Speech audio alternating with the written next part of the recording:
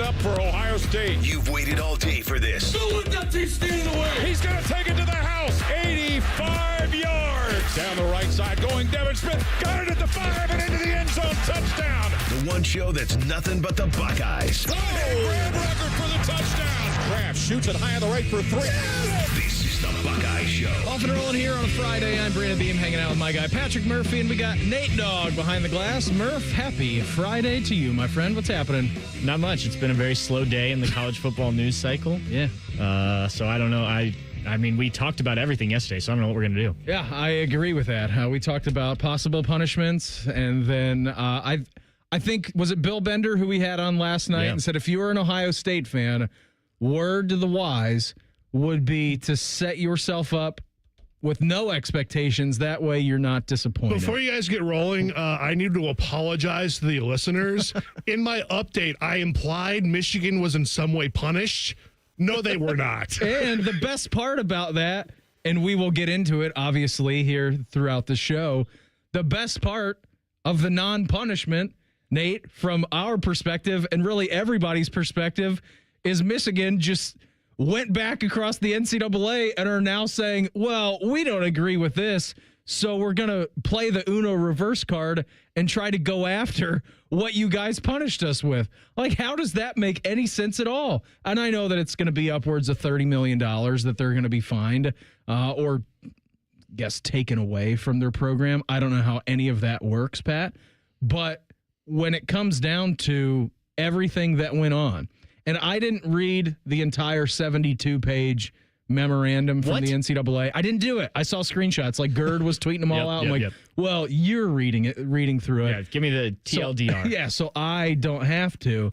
The craziest part about this entire thing was the screenshot that said, we have grounds for postseason bans, but we just feel bad for the kids who are there and we're not going to punish them. I'm like, that's a crazy thing to say. That is a weird way to go about it. It's like, hey, here's the punishment. Look, I do get it, and I respect the fact that the NCAA is now coming out and not trying to punish them, but you've set a precedent for so long, and I know it's different people, and I know that things have changed, but and they said on their Zoom call they did with reporters, which I was not on, but read Steve a lot was. about it. Steve was on it, yes, our Michigan guys, but they were saying. Pat Forty was saying, did you see Steve's tweet? Oh, yes. Pat Forty goes, we have entered the point of the press conference in which a website named bucknuts.com is asking questions. Oh, yeah. And then Steve just lit him up on Steve Twitter. went out, and he came back and he said, Steve, I can read you the exact tweet if you want it. But basically just, Steve, I know who you do great work. You've been doing this for a long time. He's like, I just thought it was funny that you got the Ohio State-Michigan rivalry going in this press conference. But the one thing that I can't wrap my head around is saying that, okay, these certain punishments only apply to ineligible players. When I remember the Penn State scandal. Yes. That had nothing to do with ineligible players. And do you know how many years of postseason bans they got? Tell do you us, remember Pat. that? 4 years. Okay. So I don't understand. And again, different times. I think that would be the NCAA's response is like, look, we've changed. There's been some differences here. We're not the same group that we were back then that made that decision. I don't care. There's a precedent. You can't just say that it's only for ineligible players when there are examples of not ineligible players still leading to a postseason ban. Because, look, not to go down the road of Penn State, but that had nothing to do with what was happening on the field. Akron currently has a bowl ban for this year for being 2 points under on the grade scale. You need a 9. Something that didn't happen, that didn't matter for the last 4 years. You need a 930 on the APR score. Yeah, and they got like a 928. Yeah, exactly. Like what they're serving a bowl ban for having guys who are ineligible but didn't play in games for them. That's what they're doing. I just can't wait to see the Western Michigan punishment for having Connor Stallions. Well, because they did confirm. Yeah. And so I'm like, well, you can't ban them from a postseason either because that has nothing to do with eligibility of players. Or can you? I don't know. I mean, you're just making it up as you go. I also... What did Jerry Tarkanian once say? Didn't he say something like the NCAA is so mad at Kentucky that they're going to give Cleveland State another year of probation? Right. Didn't he once say that? Something along those lines. Yes, the NCAA is so mad at Michigan that Central Michigan now is going to get the death penalty. Right. I do want to quickly apologize for something we said yesterday. Oh, what did we say? We said that Malcolm Jenkins had not. I said Malcolm Jenkins had not won a It Super Bowl. didn't sound right, but it was at the end of the show. I thought he had one. I think he has two. Yeah, I think he One has a of couple. which is with the Eagles, whose Hall of Fame he went into, which was what we were talking about. Was the Nick Foles year, right? Yes, it was. He also won with the Saints.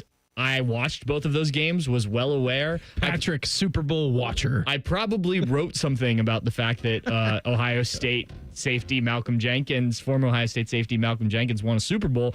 So I apologize to people. It got pointed out to us immediately after the show ended. Yes, so, by Jake, our great on-site producer. Well, and I saw some other things on social media. Hey, man, he won 2 Super Bowls. What are you talking about? So I appreciate the fact that I messed that up and I take full responsibility. Anyway, back to Michigan. Malcolm Jenkins is going to the Super Bowl for the second time. Patrick Murphy, January 21st, 2018.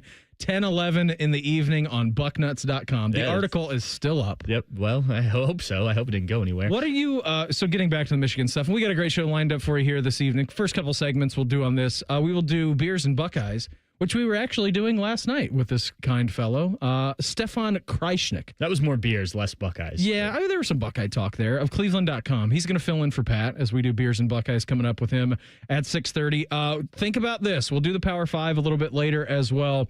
We're getting close to football season. Week 0 is right on the horizon next week.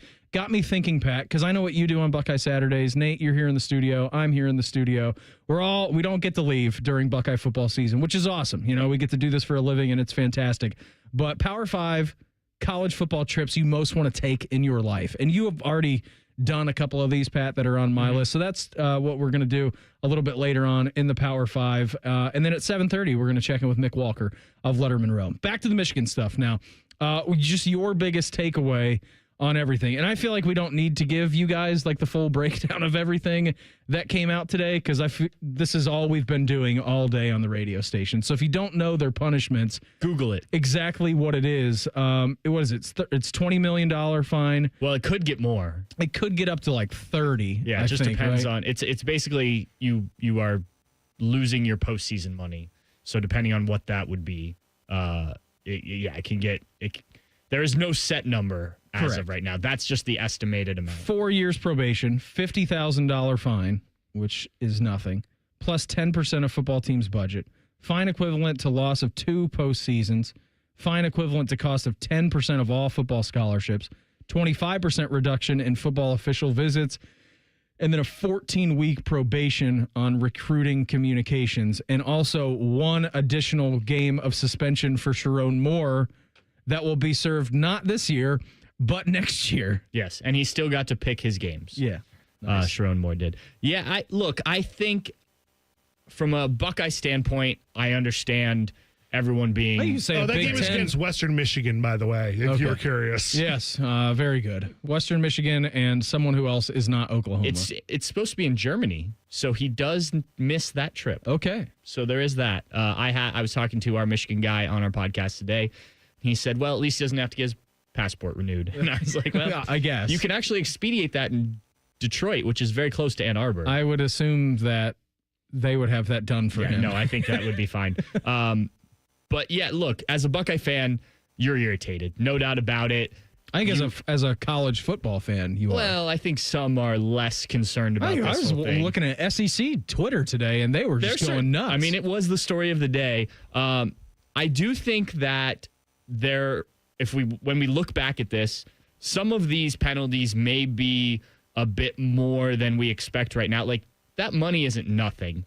And I was listening as I was driving over here on SiriusXM. They had, I forget who it was, somebody who covers Michigan, talking about, like, Michigan is trying to decide whether or not to put advertisements in the big house, not something they have just around like Ohio Stadium does. Like, these programs need money. We've heard it from Ross Bjork with all the stuff. So losing that money, yeah, some donors could come in and give you a bunch of money to make up for it, but that money could have also gone elsewhere. So I don't want to say it's nothing, but it's definitely not what we kind of expected when this all started. The hammer. Yeah, The because Sharon Moore suspension is the most absurd thing I've ever heard. It's a joke. I would say even more the Jim Harbaugh show clause. Should say it right. Show cause. There you go. Because we know he's not coming back to college football. And he doesn't. I mean, Jim Tressel got in trouble by the NFL. Yes, he Terrell did. Pryor had to serve a ban. 5-game suspension when he got into the NFL. Right. And so, we'll see. I guess the NFL could still do something, but I feel like that would have come out. No, they won't. So I think Jim Harbaugh gets off easy He's a here. golden goose in the NFL. Yes, He's a and- lovable maniac. I mean, what came out of the press conference was Jim Harbaugh didn't cooperate with the NCAA at all. At all. Yeah.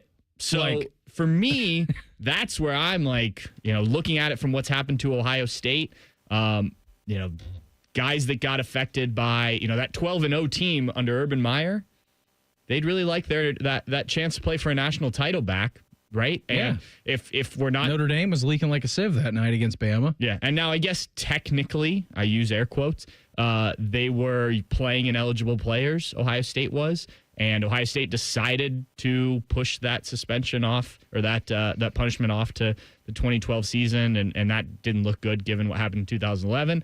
But still, there's plenty of examples that I think schools would look at and be like, well, we would have taken this Michigan punishment over what we got, and it, we weren't cheating on the field, and so I think it's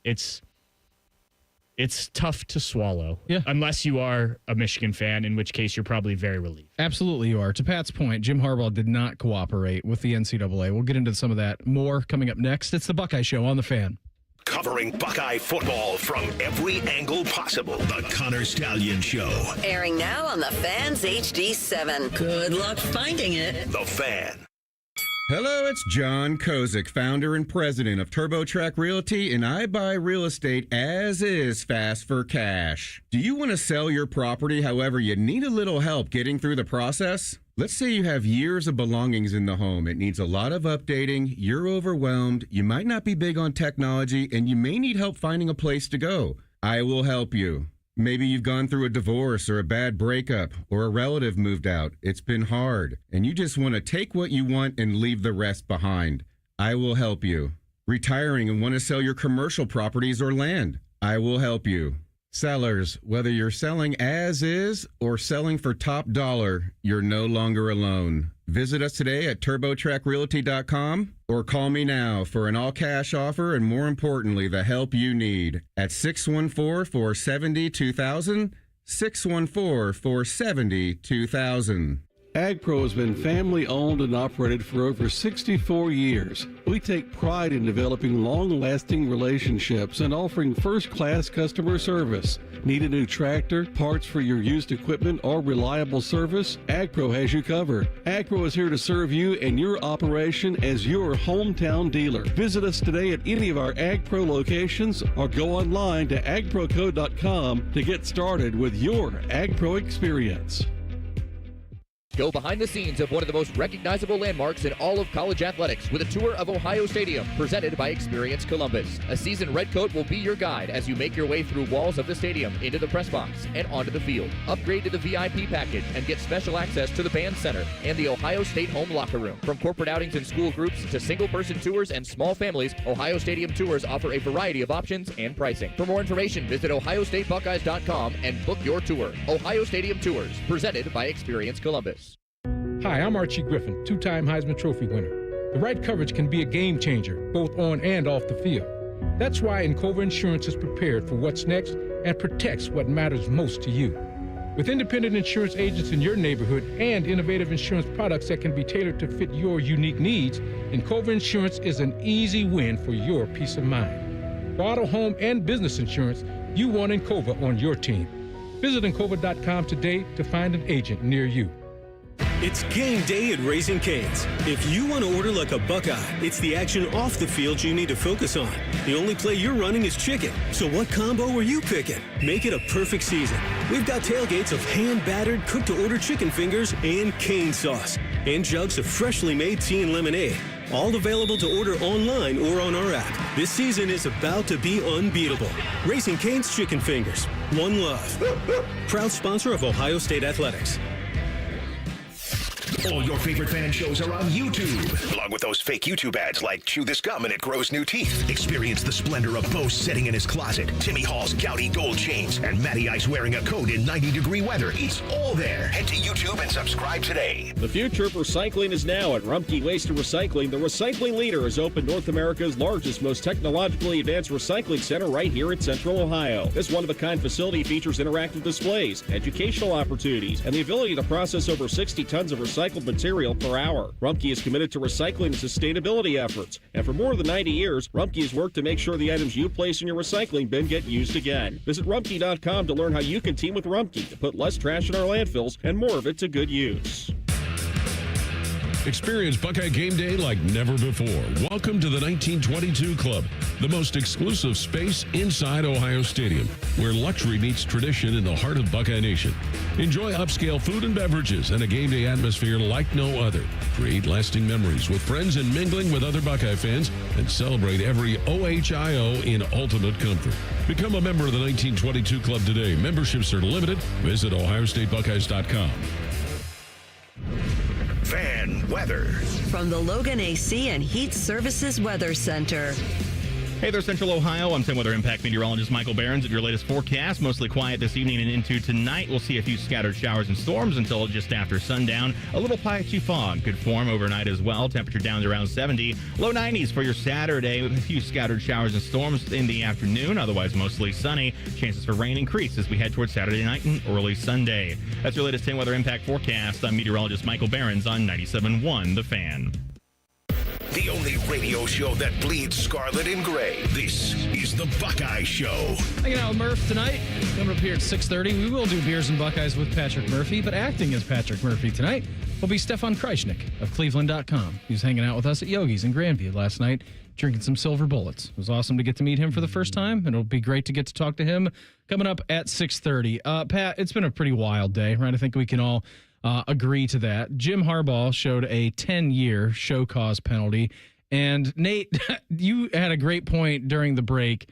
And I think everyone during this whole situation, when you hear show cause penalty, you think of multiple years, right? Or just 1 year that you were going to miss. So technically, and correct me if I'm wrong, Pat, Sharon Moore is serving a 2-year show cause penalty, but is only suspended for 3 games. Can you explain that to me? And Nate, because I think you're confused about it as well. I'm very confused by this. Can you explain this to us like we're 5? Because I know what a show cause is. You need to show cause that you are not going to do this again. That's what it is. And then you are levied an amount of years. But in this case, it's just games, which I don't understand. No, I can't. Okay. I don't. That was one of the first things that stood out to me was how you give a show cause to a guy who's currently employed, especially by the institution that you are punishing here.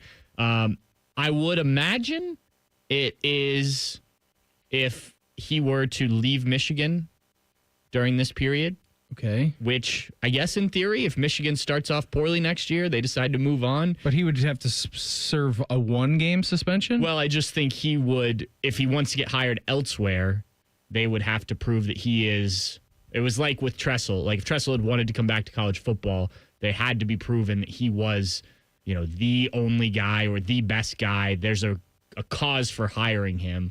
But no, I don't think it makes a ton of sense unless there's something I'm missing within the rules, which is entirely possible because I'm going to be honest, I haven't studied every show cause case in the history of college football. But yes, amongst other things in this whole situation, that is one of the things that I was quickly confused about. Yeah, it's just, I don't know. I don't understand it. But hey, you know what? I'm not the one making the decisions on this. Let's jump further into this too, Pat.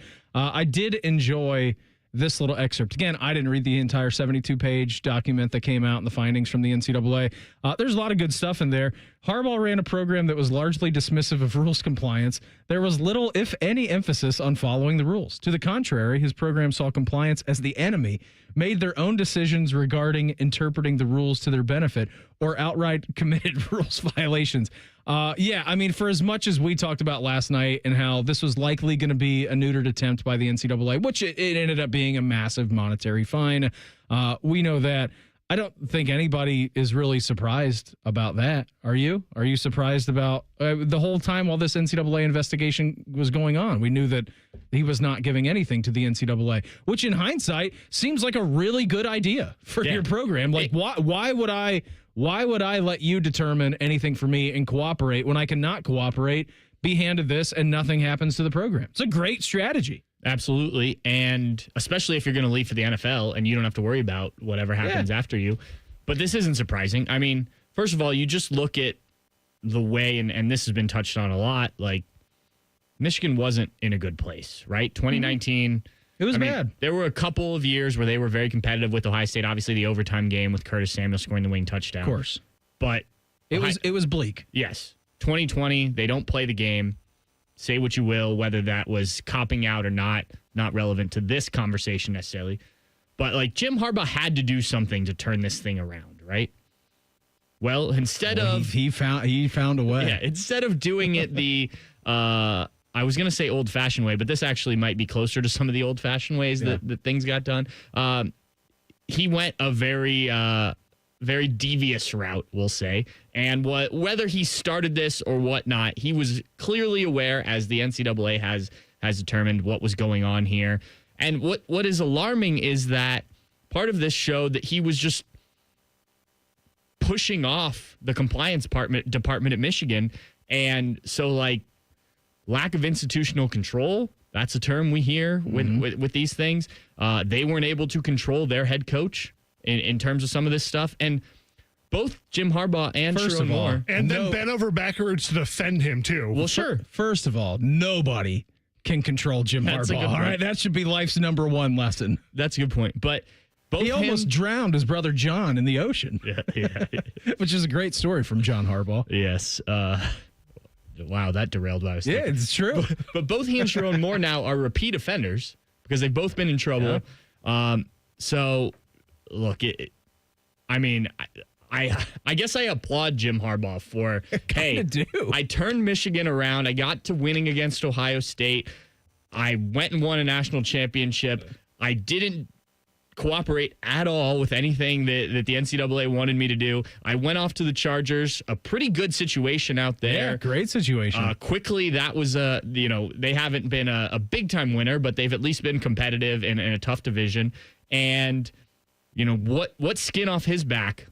Nothing. Today. And then the NCAA came out and said, we didn't find enough evidence that it actually impacted anything. So you technically did nothing wrong. Yeah, right. But here's a 10-year show cause penalty, which doesn't make any sense. If you're Michigan, this is serious. When you see what has happened and you see the NCAA's language, why don't they just rehire Connor Stallions on Monday and say, what are you going to do about it? It's a great point, Nate. It is. He's got a show cause penalty. Who cares? What are you going to do? Fine us more?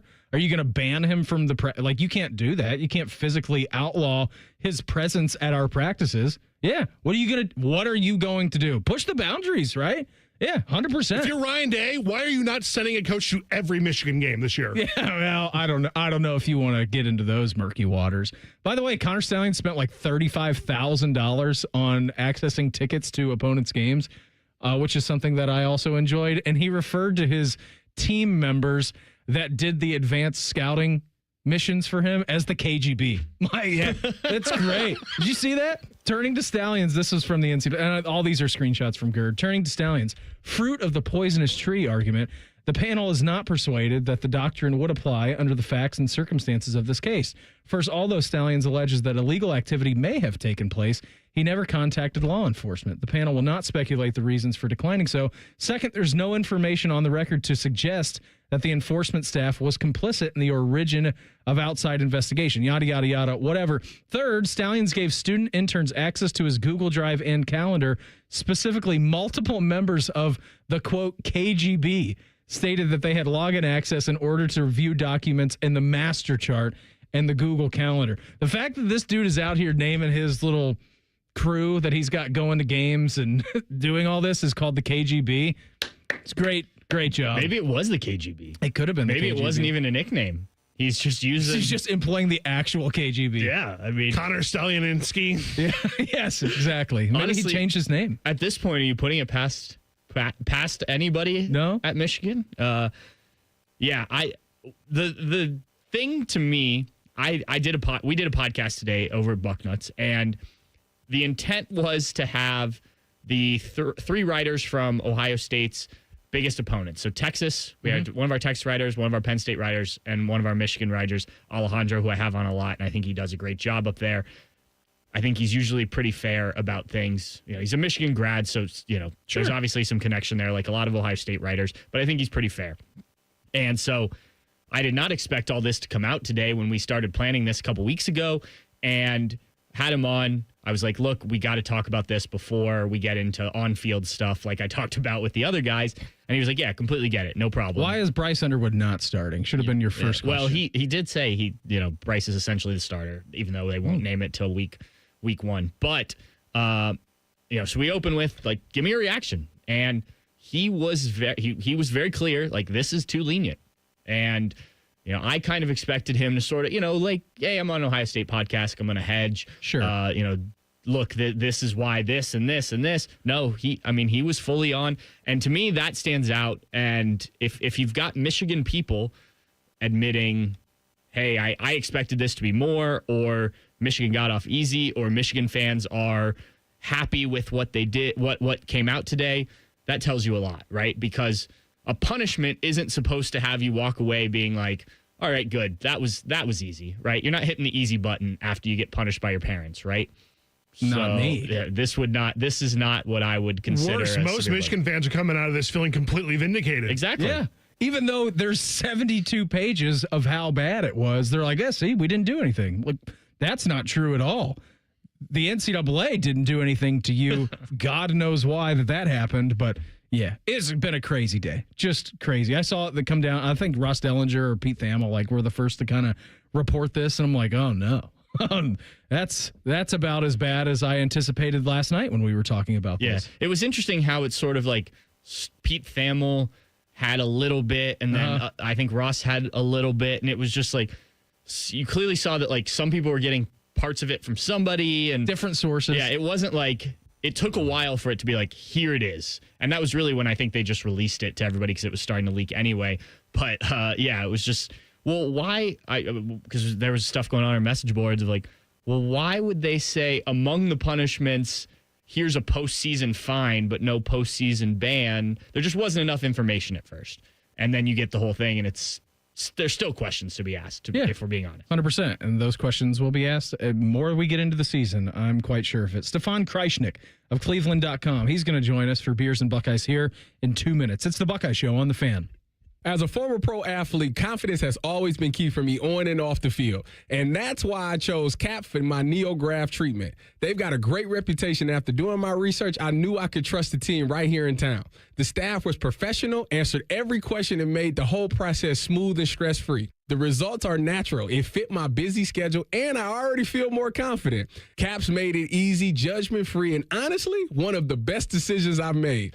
Visit CAPS today at experiencecaps.com.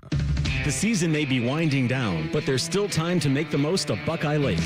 At Buckeye Lake Marina, we have year-end deals on boats, accessories, and more to get you ready for next year's adventures. The Buckeye Lake Marina staff is there to help you find the perfect boat at unbeatable prices. Buckeye Lake Marina has a long list of satisfied customers, and you want to be the next. Don't wait. Sail into savings at Buckeye Lake Marina before the year ends and find the boat that's just right for you. Visit BuckeyeLakeMarina.com for more. When you need mealtime inspiration, it's worth shopping Kroger for mouth-watering meals and appetizing ingredients. And no matter what tasty choice you make, our low prices add up to big savings. Plus, you get over $600 in digital coupons each week and up to $1 off per gallon at the pump and points. At Kroger, you always get big flavors and big savings. Kroger, fresh for everyone. Fuel restrictions apply. Go behind the scenes of one of the most recognizable landmarks in all of college athletics with a tour of Ohio Stadium presented by Experience Columbus. A seasoned redcoat will be your guide as you make your way through walls of the stadium, into the press box, and onto the field. Upgrade to the VIP package and get special access to the band center and the Ohio State home locker room. From corporate outings and school groups to single-person tours and small families, Ohio Stadium tours offer a variety of options and pricing. For more information, visit ohiostatebuckeyes.com and book your tour. Ohio Stadium Tours, presented by Experience Columbus. The Buckeye Show is sponsored by CareSource, proud to be your home for Ohio State athletics. The Fan, Ohio sports destination. Drink up, Slappy. It's time for Beers and Buckeyes with Patrick Murphy. Well, considering Pat is here, as is tradition on a Friday night, we just have a guest for Beers and Buckeyes. Right now, we head out to the Bryant Heating and Cooling Systems fan guest hotline. Checking with our guy of Cleveland.com. He is Stefan Krajisnik. Stefan, thanks for the time. Appreciate it. It was great to meet you last night. And we were doing Beers and Buckeyes actually live in the flesh over at Yogi's. What's happening? Yeah, not much, man. Thanks for having me on. It's anytime you can do beers in the flesh and talk a little Buckeyes. It doesn't get much better than that. No, it certainly doesn't.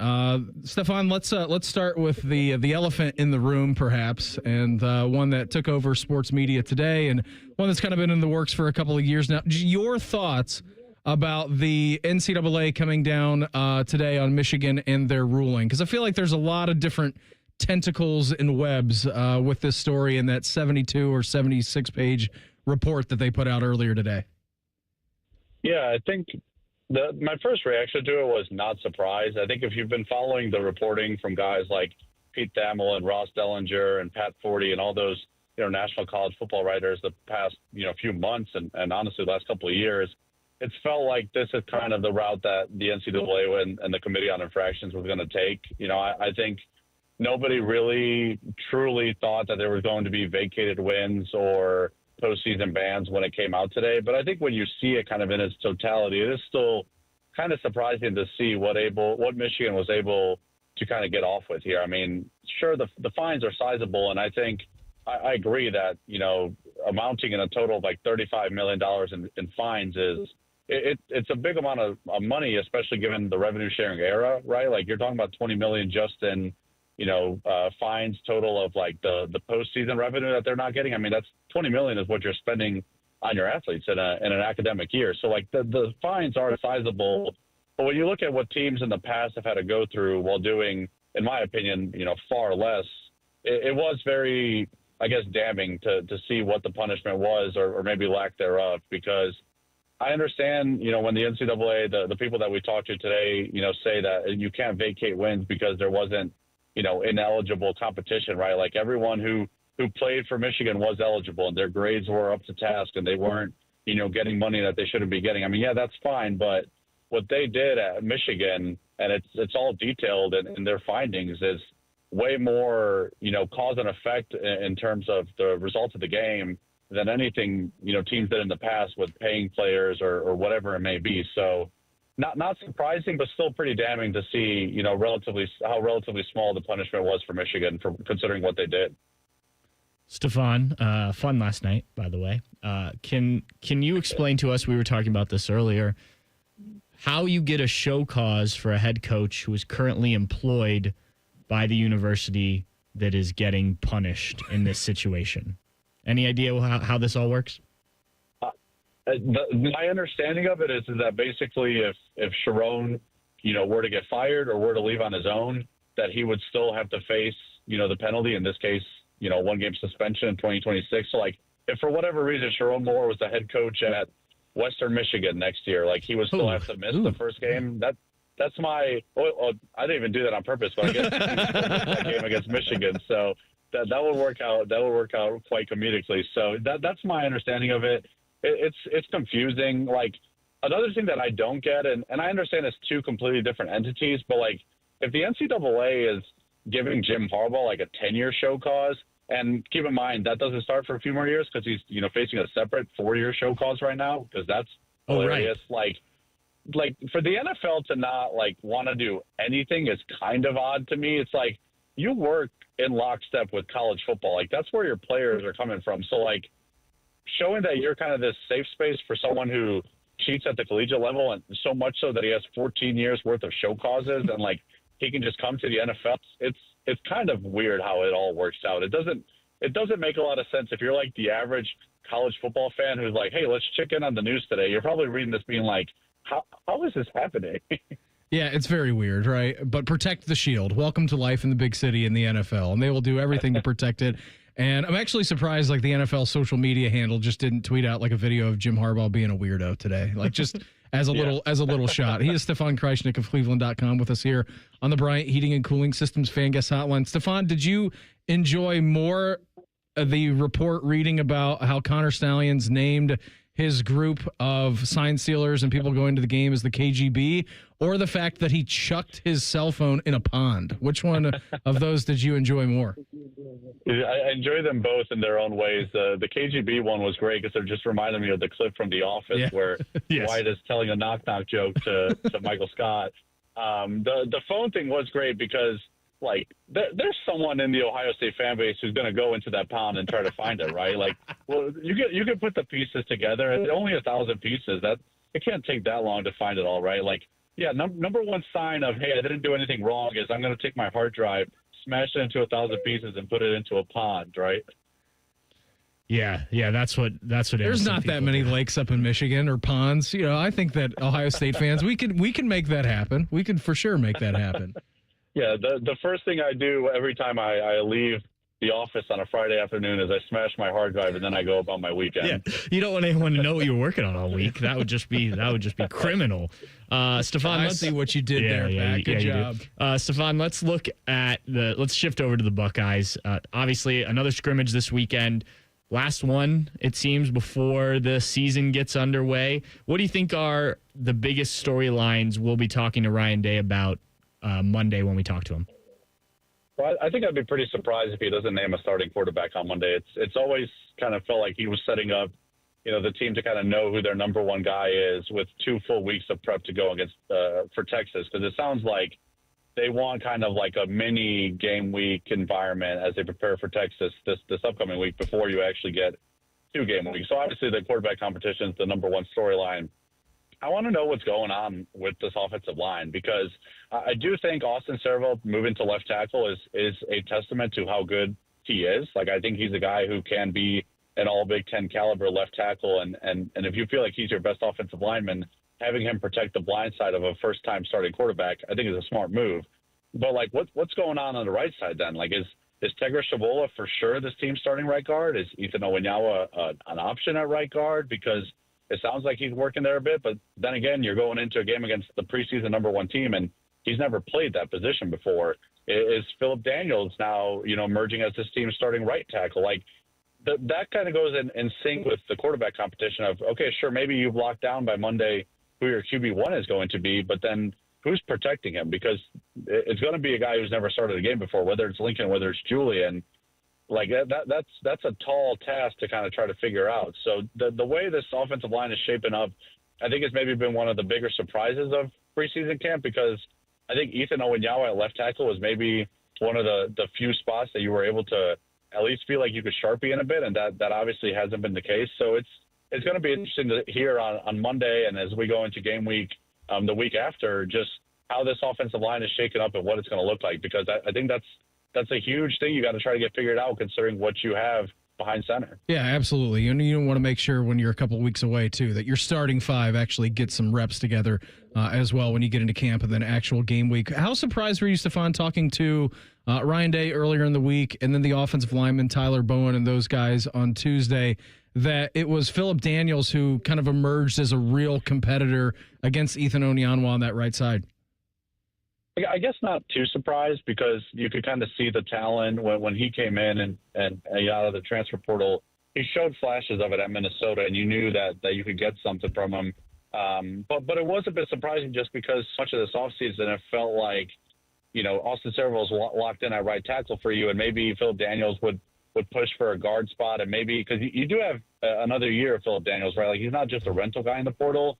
So maybe it even felt like at times, like maybe that's more of an experimental project and they could focus on him being a starter next year for this team, or worst case scenario if he has some injuries this year. And I think it's a positive sign that he's developed the way he is. I think your natural reaction to something like this is, oh, Ethan Owenyawa is not ready. And I do have some concerns about, if he were to have been the starting left tackle, about going up against a guy like Colin Simmons in week 1, right? Like, that's a high caliber speed rush guy, and that's kind of Ethan Owenyawa's a problem. So your natural reaction is, oh no, what's going on with Ethan Owenyawa? But I think it's also a promising sign that Philip Daniels is maybe coming along a bit faster than projected, and he's a fiery guy. I think fans are going to really like him. Maybe he'll get a few personal fouls, and you'll be thinking like, what the heck?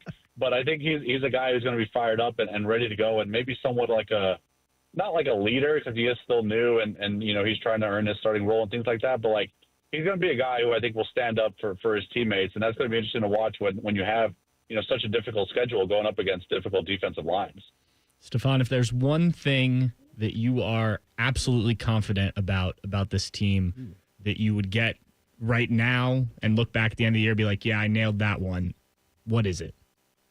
Does it have to be a hot take, or can it be like pretty lukewarm? Yeah, whatever you're most confident. You can drop a hot take, your biggest hot take on us if you want. That's your next question. Well, you informed me yesterday that my hot take of Arvell Reese being a Buckeyes Award winner is not a hot take at all, because you had that take. I corroborated with you on that. Yes. But I think like pretty safe is saying that whoever wins this quarterback competition, and I know like whenever there is a competition, we nitpick these guys and we say, he's got to grow in this area, he's got to do this, he's got to do that. Whoever Ohio State ends up putting out there, and I think it's going to be Julian Saying still, like he is going to be fine, because it's going to be so difficult to struggle with this group of receivers, right? Like we've seen the baseline of quarterback at Ohio State, and at least under Ryan Day, and the worst is Kyle McCord and what he did in 2023. And even then you had a receiver who went to New York. And this room is deeper than it's been, right? And you've got Jeremiah Smith, who's the best receiver in the country. You've got Carnell Tate, who could be a first-round pick. And I think very highly of Brandon Innes and Mylan Graham and what Max Clear can do. Like, the closer we get to the season, the more I start to think to myself, hey, these quarterbacks are going to figure it out, because there's just so much around them that I don't envision a world in which either starter struggles too much for you. So I think when I get to December, very hot take, I'm going to feel very comfortable about what this receiver room was able to do and kind of amplifying this offense as a whole. As Pat was asking you that question, Stefan, I said, in my mind, my answer to that was Jeremiah Smith is the best player in college football. I kind of thought that might be where... It wasn't too far off. Buddy, appreciate the time. Thanks for popping on with us here this evening. It was awesome grabbing beers with you last night. Thanks for coming on tonight. Have a fantastic weekend, and we'll check in again soon, all right? Thanks. See you guys. There you go. Stefan Krajisnik, Cleveland.com, with us here on the Bryant Heating and Cooling Systems Fan Guest Hotline. Pat's going to think about his biggest hot take. We'll do that a little bit later in the show. Oh, boy. As we get towards 8 o'clock. But now, Power 5, college football trips you most want to take in your life. We'll do that next. It's the Buckeye Show on The Fan. We have so many local shows, I can't fit them in a 10-second promo. So let's just say we're live and local all damn day. The Fan. Coors Light presents To Chill or Not to Chill. When your friend skips your favorite song on the playlist. End the friendship. Or choose chill, because that song lives rent-free in your head anyway. And you're planned ahead by bringing Coors Light to the party. And the sound of that ice-cold can cracking open was music to your ears already. Coors Light. Choose chill. Celebrate responsibly. 2024 Coors Brewing Company, Golden, Colorado. Working your way through that honey-do list? That means more flushes, more showers, more fiddling with the thermostat. Trust the pros at the Waterworks with your plumbing and drain cleanings and repairs, and all your heating and cooling needs. Our certified pros can repair or replace your furnace or air conditioner. Clogs? Call the Waterworks. Drain cleaning? Call the Waterworks. Plumbing issues? Call the Waterworks. Furnace repairs? Call the Waterworks. The Waterworks, trusted neighborhood plumbing, drain, heating, and cooling experts. When it comes to your cancer diagnosis, the choice for your care is clear. And when you choose the James at Ohio State, you're opting for care from a highly specialized team dedicated to treating one type of cancer, yours. Where more than 1,700 scientists are working on new treatments and new hope for every form of cancer. You're making the choice to have the most advanced treatments, many of which were developed right here. For your cancer care, the choice is clear. The James at Ohio State. It's Kubota Orange Days. From America's #1 selling compact tractor to zero-turn mowers and versatile RTVs, get your perfect match delivered to your door. Now through June 30th, get 0 down, 0% APR for 84 months or up to $3,500 off BX23S tractors. See the details at KubotaOrangeDays.com. Visit BuckeyeKubotaDealers.com to find a dealer near you.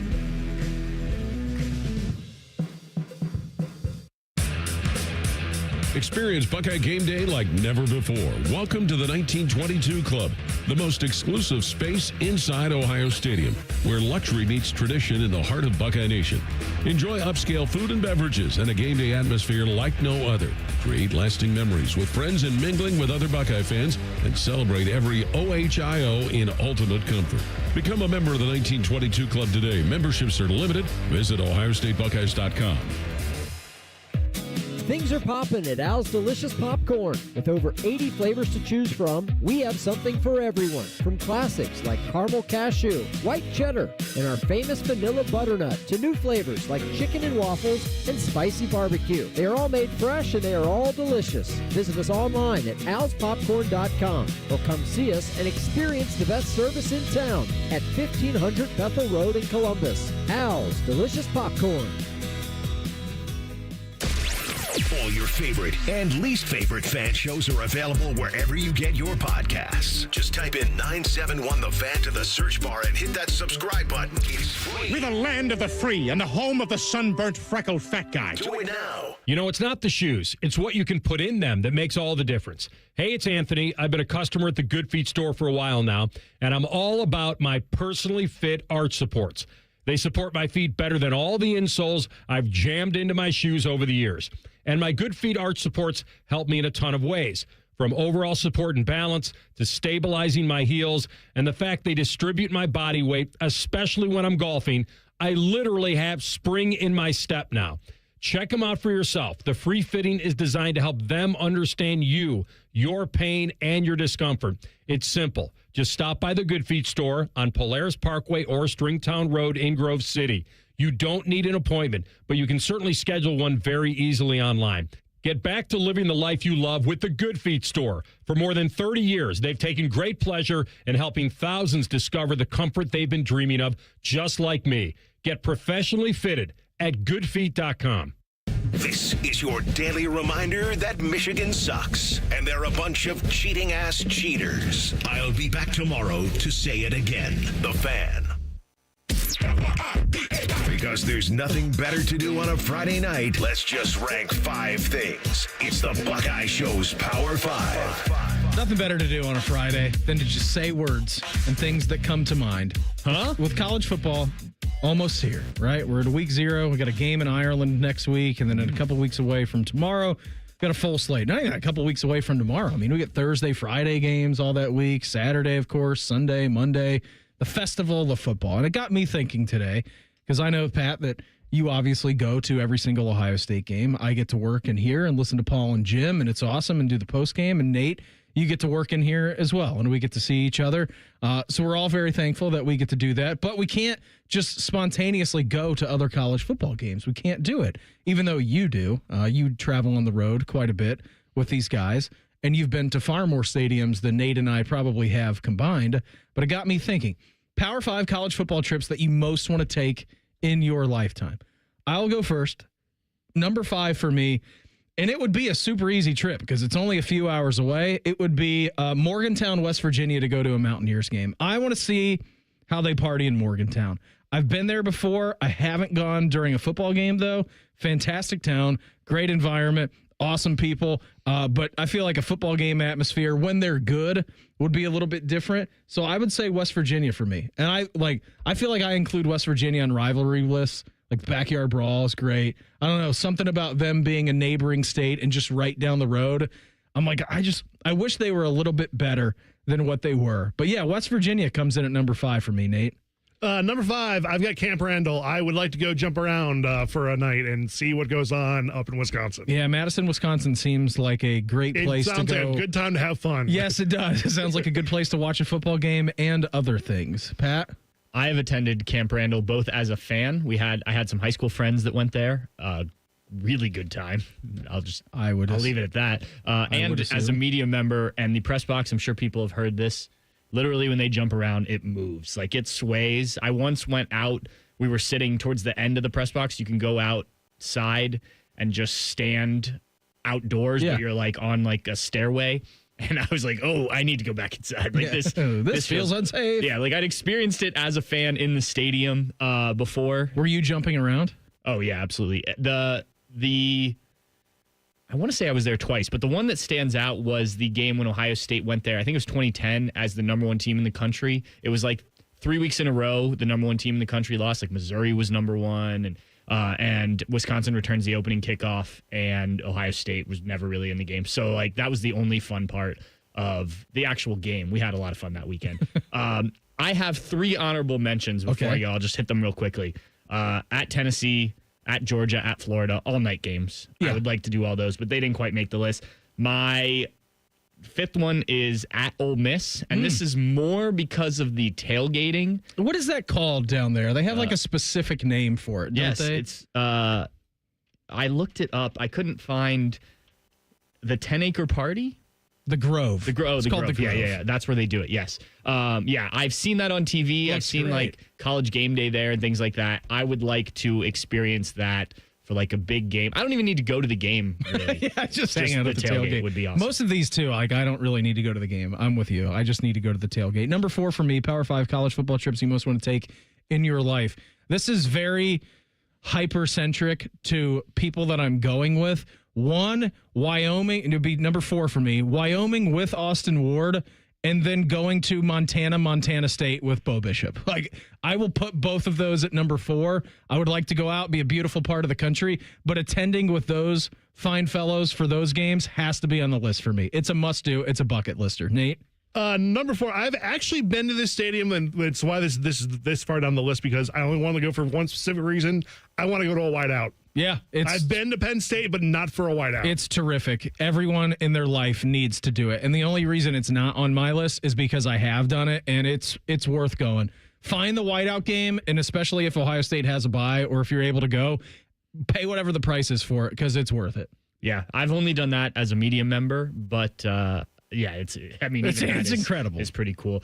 My number 4 is the Iron Bowl. Just in general, I don't think I'll ever get to do that unless professions change or I get a private jet at some point in my life to fly from either Columbus or Ann Arbor. More likely PJ than a profession change. Yeah, probably. So that would be one. I don't know how it would happen given what I do, but that's I think the rivalry is right up there with Ohio State, Michigan, and I'd probably prefer to see it at Alabama, but I would take either one. Number 3 for me, top 5 college football trips you most want to take in your life. It's Camp Randall, Nate. You had it at 5. I've got it at number 3. I would try to parlay that into a Wisconsin game on the road, and then that Sunday going to see the Bears beat the Packers at Lambeau. That would be a great footballing weekend. Number 3, I want to go down to Death Valley. I want to eat some food in Baton Rouge. I want to tailgate. I want to experience that stadium at night. Yeah, that may be a little bit farther up my list, Nate, but that's a good call. Pat? That also might be further up my list. You mentioned going to see a Packers game at Lambeau. No. I mentioned going to see the Bears play at Lambeau. Well, yes. I don't. The Rams played there a couple of years ago in December, and I couldn't go. I was very disappointed. I was like, "Ooh, this is the perfect situation." Nah, it didn't work out. My number, what is this? 3. The Red River rivalry, Oklahoma, Texas. That's a good one, yeah. At the Cotton Bowl. I think that is my favorite game, like growing up, other than Ohio State games. It was like, you made sure I was in front of a television to watch that game every year. I still, even like it's often during an Ohio State game. So I'll have the iPad just checking in on it, even when they aren't, both teams aren't good or one team's good, one team's not. It's a fun game. It's a game I always wanted to see. And just like the way they split the stadium and everything, I think that's awesome. I would also put in considerations to the world's largest cocktail party. Yes, that was another one. The Florida-Georgia game would be pretty cool. Number 2 for me, you got to experience this last year. I was going to experience it in 2020, but that game got canceled. Yes. It would be the home of the Oregon Ducks in Autzen Stadium. You guys came back from it, and everybody was like gushing about Oregon and how loud it was and raucous. It's a beautiful part of the country, so we'd spend some time out there, golfing, hiking, breweries, all that, and then going to a Ducks game seems pretty good. So I got Autzen at number 2. My number 2 is cheating because it did not specify stadiums. My number 2 is wherever Ohio State is playing in the national title game. Yeah, that's a good one. That's pretty solid. Yeah. Maybe not Atlanta because I heard some travel fiascos, but anywhere else probably good. Even Atlanta would be fine. National championship Buckeye venue, yeah. Last year was the first national championship game I'd been to because nice. I didn't get to go in 2015, and then 2020 with COVID, we only sent hell wagons. Yeah. So, that was the first time I'd covered it. But, Atlanta was still, that stadium's awesome. Yeah. Mercedes-Benz. There was some trouble getting back. We got stuck overnight. Traffic there. It's just such a monster. Well, the nice thing, at least, is if you stay downtown, you are right by everything. Yeah. We walked everywhere. Now, that's probably pretty pricey. But my number 2, at Texas A&M, Kyle Field. And this mostly has to do with some of the ridiculous things that they do during the game. And I had Florida State here just because I want to be in the stadium, like a night game at Florida State when they start the chop. But I decided to go with A&M and just what do they call the guys? That, I don't know what they're called. Yeah, it's a cult. Yes, it is. And I just want to experience that. Plus, the atmosphere looks awesome, especially when they're good. Again, night games there looks pretty awesome. Yeah, I think Kyle Field's a good one. Number 1 for me, Nate, it was number 3 on your list. Pat, I'm assuming it's going to be number 1 on your list. It is Death Valley, and it's LSU for a big night game. Everything you hear about it's the craziest place in college football, and the SEC touts it as some remarkable beast. I got to get down to an LSU night game, preferably when they're good, to see what that is and what the hype is all about. Great food state, great food destination, awesome place. New Orleans, love it. I know Baton Rouge isn't too far away from that, but if you could parlay a New Orleans trip to some Baton Rouge night game, LSU, Death Valley, Tiger Stadium, that's number 1 for me. My number 1, I hope to combine with my number 2. I feel like as a college football fan, you got to do a Rose Bowl. Yeah, you got to do it. You got to do it. Don't tell that to Austin Ward. He's a press box snob. He hates going out there. But yes, the Rose Bowl is terrific. It's still great. It's awesome. Yeah, mine is LSU as well. Anyone I've talked to that has done both Penn State with the whiteout and LSU for a night game is like they're 1A, 1B in college football, on a regular basis. So I've seen the whiteout. I'd like to see LSU at night. I forgot the Kibbe Dome, too, which I was very disappointed in myself. It was left off the list, but the Kibbe Dome is also, throw it in there with Wyoming, Austin, Montana State with Bo. Like, the Kibbe Dome should and does deserve its respect. Just by yourself? Yeah, that's fine. Yeah. I'd take a road trip out to Idaho. That's fine. That'd be cool. Yeah.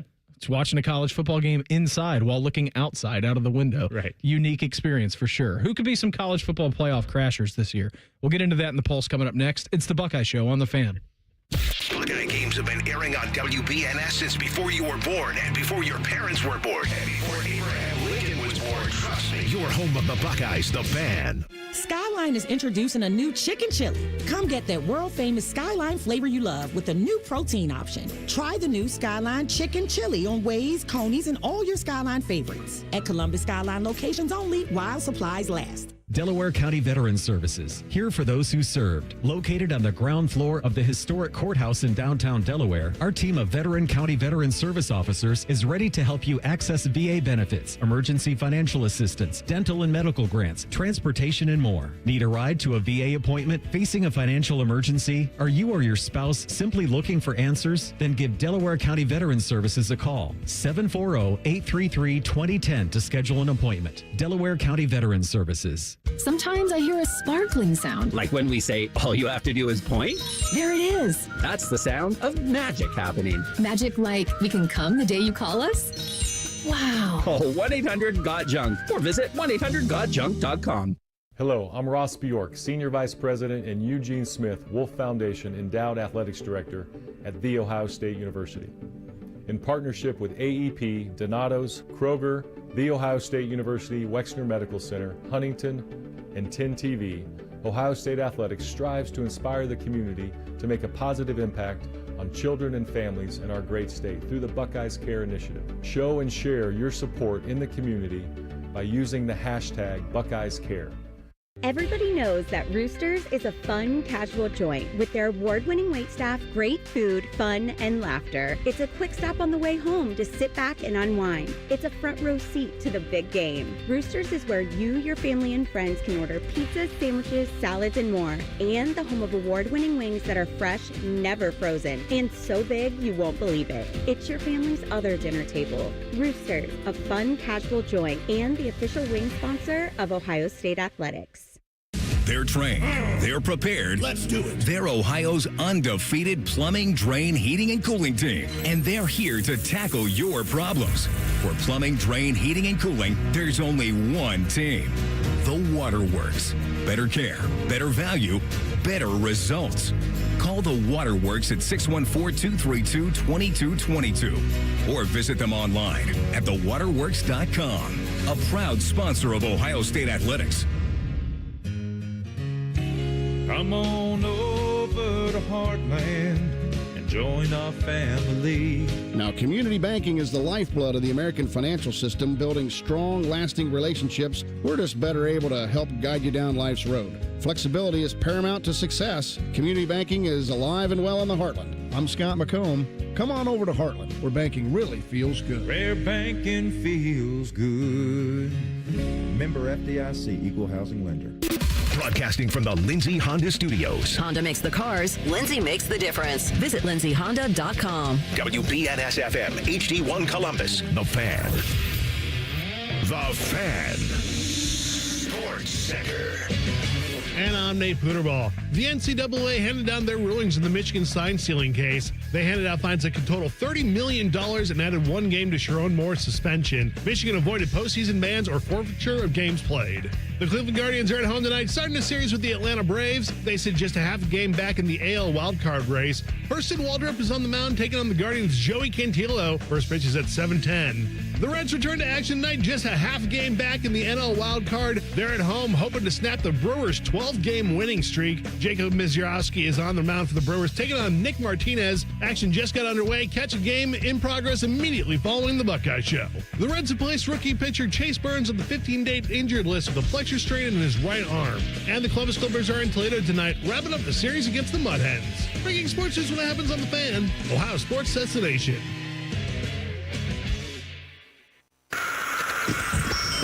It's time for the College Football Pulse on the Buckeye Show. Sponsored by Awaken 180 Weight Loss. For us here on the Buckeye Show, hopefully everybody's having a fantastic start to their evening. Brandon on the YouTube chat, which, by the way, you can always watch us. You can like and subscribe as well. Type in 97.1 The Fan. You can watch all of our content. Austin and Berm are there as well. He said, how does nobody have Army and Navy? Pat and I were literally just talking about it before doing the list, and I think Army-Navy deserves its own thing, right? I think any football fan would be fun to go see it. I would like to watch Army-Navy in person because of the dual triple options. That's a rare beast in college football when you get both teams doing that. But yeah, Army and Navy deserves its own spot. So I wanted to make a little asterisk by that and saying that's its own different thing. Yeah, I think it gets its own weekend, right? It does. It deserves its own weekend. Yeah, so I think it's separate. You are super into it. I am into it, but not nearly as much. Again, it's the dual action, the dual triple options for me. Yeah, like I think coming from a triple option guy, right. Like you were instilled in second grade when you played Pee Wee football in Centerville. Like, this is what we're running. We're running the triple option, and then from there on out, you were just taught in life how to run it. So when I get to watch a high-level triple option, there's nothing more that I love than watching just midline reads in a game that should take, without commercial breaks, literally 62 minutes to play in a 60-minute game. If there were no commercial breaks, that game would be played in almost like an hour and 5 minutes. Well, I guess you have halftime in there as well. But yes, very cool one for sure. Just tradition and everything that goes into it, no doubt. Absolutely. Nate, what was your favorite part of the Michigan drama today? Listening to this radio station, just everyone ranting. Yeah. I think I came away with it too. And I know we'll get to some more stories, but I kind of wanted to bring it back up. I really wasn't like that disappointed because I think to Stefan's point, like you kind of heard like maybe nothing was going to happen. And I do think that the monetary fine it's an appropriate amount, but I still can't believe that the wording of this that came out was like, yeah, we should have banned them from the postseason, but we're not going to. Like that to me was the craziest part of the story, that they actually put that in print, in writing, in the report. Yeah, couldn't you just leave it out? Yeah, easily could have left it out. Where it said like these what we found in any other situation that we've had in the past would be eligible for bowl bans, but we're not going to do it anymore. I'm like, well, don't put it in there. See, I'm the opposite of you. I set my bar low, and they still managed to disappoint me. The Sharon Moore punishment is the most absurd thing I've ever seen in terms of a punishment. Also, why not just suspend him for a game this year? And don't call it a show cause. Just say we're adding another game. It's a 3-game suspension. We're done with it. It doesn't make any sense to me, the show cause. For some so you're reason, telling me we have 2 games this year where he's suspended. And one next year for some reason. He doesn't need to show cause in 10 other regular season games, but next year, that first game in Germany, buddy, you better be on your best behavior, and you got to miss it, too. For some reason, they really want him to coach at his alma mater against Oklahoma. It's just Michigan wants it. He wants it. Apparently, the NCAA give him wants the it. 5th game of the season. Yeah, I guess. Give him the Oklahoma game. Give him the Oklahoma game. That's what you should do. You know what? You like this? It's a punishment. It's not a reward. You're missing the Oklahoma game. You like this? Yeah. You like that? You like that? I don't know. Crazy. Nate, what do you got for us tonight? All right. Joel Klatt was on his show earlier this week, and he brought up 4 schools that he thought just might bash their way into the playoffs this year. He picked one from each of the Power 4 conferences. They are Washington, Mizzou, Utah, and Georgia Tech. Yeah, we heard Georgia Tech, Bill Bender, say that last night with us, that a lot of people like what Georgia Tech is doing this year. I think Washington is an interesting case study with Jed Fish, right? Obviously, the whole Kalen DeBoer move, more pressure went on Alabama. He takes all the pressure. But Washington's consistently good program, made a college football playoff a couple of years ago, and Ohio State has to travel out there to Seattle where they play at this year. And no, we're not talking about that game at all on the schedule. Joel said that he thinks Washington has the best combination of QB, wide receiver, and running back in the Big Ten. Yeah, I don't know if I agree. I don't know about that. I don't know if I agree with him. I mean, the quarterback is a very big unknown for Ohio State. We know that. We've talked about it for the entire offseason. Running backs, you look at what Quinshon and Travion did this year and the expectation for C.J. Donaldson, James Peoples, Bo Jackson just got his black stripe removed yesterday. Sam Dixon as well, Pat. Like, I know that these guys are not known commodities, and maybe Joel is going off of that because the quarterback's not a known commodity. The running back here at Ohio State's not a known commodity. But at the same time, if you have to infer, I would infer that both of those position groups would be good. So I don't know if I agree with him on that. But, yeah, Washington is fascinating. But we're just not talking about that game where you go out to Seattle at all. Sneaky game, I think, for Ohio State. Like, you get past Texas, you have that non-conference schedule, and then you make the trip out there. It's after the bye, though, isn't it? I think it's right before the bye. I think you get the bye afterwards. I think it's right after the bye. All right, that could be. We could look at the schedule. I should probably know when the bye is. I think it's Texas, Grambling, OU, bye at Washington. Man, that's a weird time for a bye. I would have preferred it if I'm Ohio State after you make the trip. That's what they had. It is after the bye. Okay. Boom. But yeah, still. Yeah, boom for me. What are you talking about? Boom for you. I knew it. You didn't. I still think it's an interesting game to keep an eye on if you're talking about, like, if there's a time that the Buckeyes are going to slip up that you don't expect, like losing it to Texas, losing to Penn State wouldn't be the most surprising thing in the world. Those are 2 really good teams, right? But I think Washington's going to be pretty good. I think it's a big bounce back year, and that'll be a test. Yeah, it certainly will. First game out of the gates for them, 11 o'clock banger is Colorado State at home for them on the 30th. I'll be watching. I'll be up. And I'll have my eyes on that game. You won't be awake. Yes, I will. Not what for the whole game. About? Probably not for the whole game, but I'll be watching that as I drift to sleep on my couch, which is my Saturday tradition, and I wake up at 3:30 in a stupor and make my way up to bed. But yes, that game will be on. They get UC Davis the second week of the season. They have the bye, actually, Pat, the third week of the year. Week number 3 is their bye, the 13th. That day that Ohio State's playing OU. Then they get the Apple Cup between them and Wazoo. And then Ohio State comes to town. Are you looking forward to going to Seattle? That'll be a fun week. Yeah, and we're going out Thursday. Sarah's coming with me. So you're not doing the Buckeye show that Thursday? Probably should tell somebody about that. But we'll take that as it comes. But yes, I will be gone.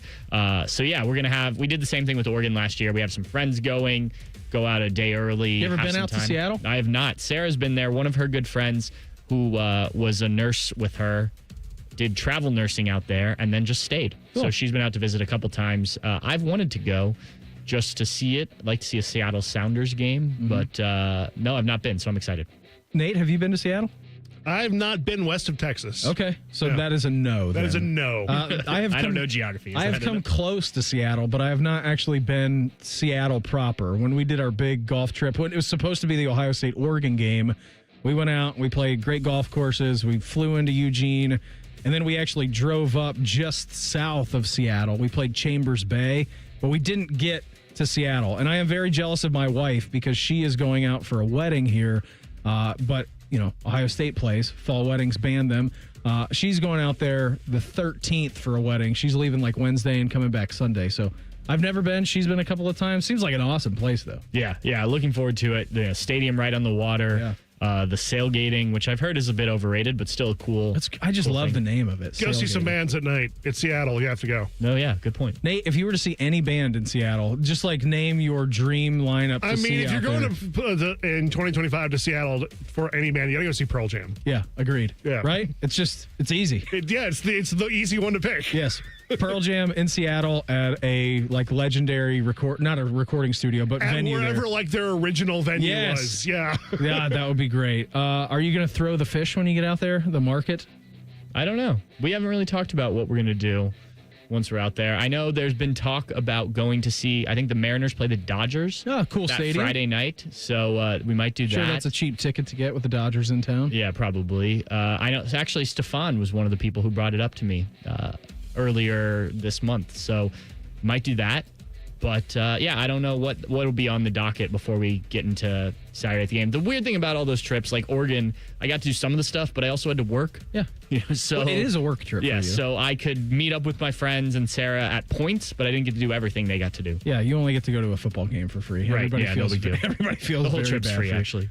Yeah, even worse. Yeah. Yeah, Thanks it for sucks. making us all feel very bad. Why is Ohio State the most recession-proof program in the country? We're going to get into a great article that addresses that coming up next. It's the Buckeye Show on The Fan.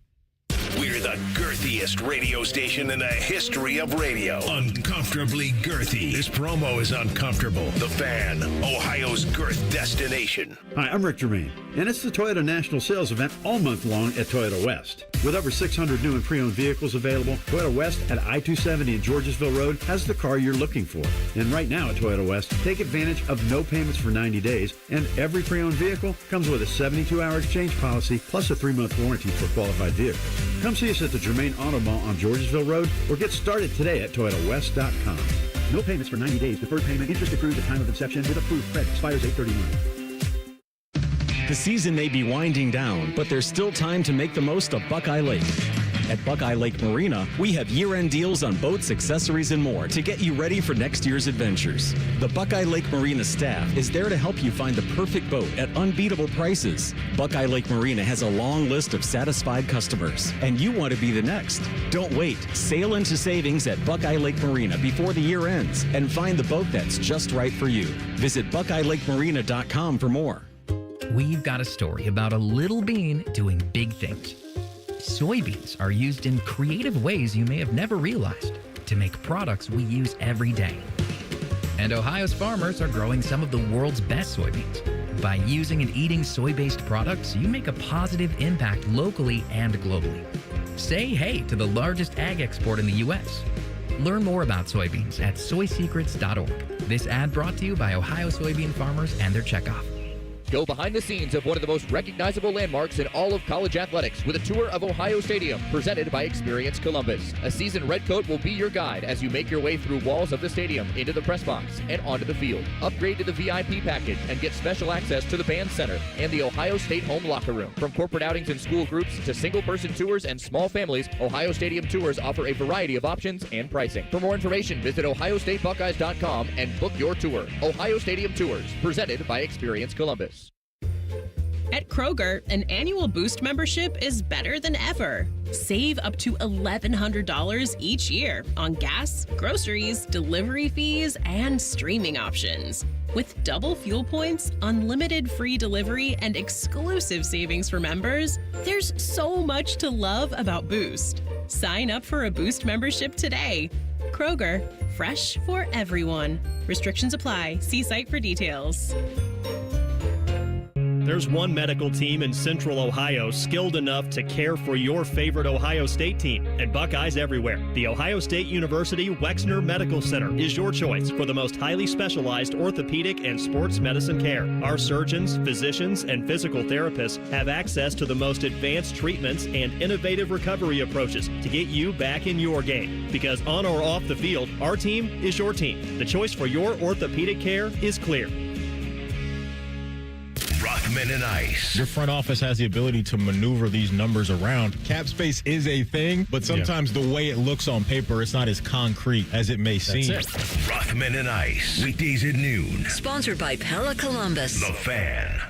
As America's largest custom home builder, Schumacher Homes believes a top-quality home should be affordable for everyone in the Buckeye State. We work with the leading architects to bring you the latest in design, and then you have the ability to make changes. Not just selecting finishes, but moving walls, adding rooms, literally customizing anything from the ground up. It's a misconception that custom homes have to be expensive. We work within your budget to build an amazing home on your land. Visit SchumacherHomes.com or any of our 9 Ohio locations. Experience Buckeye game day like never before. Welcome to the 1922 Club, the most exclusive space inside Ohio Stadium, where luxury meets tradition in the heart of Buckeye Nation. Enjoy upscale food and beverages and a game day atmosphere like no other. Create lasting memories with friends and mingling with other Buckeye fans, and celebrate every OHIO in ultimate comfort. Become a member of the 1922 Club today. Memberships are limited. Visit OhioStateBuckeyes.com. Fan weather. From the Logan AC and Heat Services Weather Center. Hey there, Central Ohio. I'm 10 Weather Impact meteorologist Michael Behrens. Mostly quiet this afternoon and evening with temperatures falling to around 70 overnight. Could see a scattered shower or storm until just after sundown, and then by early Saturday, a little patchy fog may be possible. We'll watch temperatures get to the low 90s Saturday, mostly sunny, scattered shower and storm chance in the afternoon. Those chances increase Saturday night into Sunday, temperatures staying in the low 90s. That's your latest 10 Weather Impact forecast. I'm meteorologist Michael Behrens on 97.1 The Fan. We're very close to Buckeye football. Very close. Uncomfortably close. You're listening to The Buckeye Show. But not yet close enough. 15 days away. Ohio State, Texas, Horseshoe, Saturday, August 30th at noon. Now would be a good time to tell you that we here on The Buckeye Show are brought to you by our great friends over at Coors Light. When those mountains are blue, you know they're as cold as the Rockies. I was enjoying some Coors Lights over at Yogi's last night after the show. Yes. They were delicious. Yes, they were. They were very good. And it was an awesome time to get to hang out with Stefan and our buddy Lucas as well. Even though he's a Liverpool fan, I'm sure he had a great day today. Yeah. We'll see how our fate turns out on Sunday. I can tell you how that's going to go. With Arsenal. Pat, when you talked to Ryan Day on Monday during his press conference, do you believe Monday will be the day that a starting quarterback is named here at Ohio State? I think there's a pretty good chance. Just coming out of the second scrimmage, we talked about it last night. This is about the time in most fall camps when he's named the starter.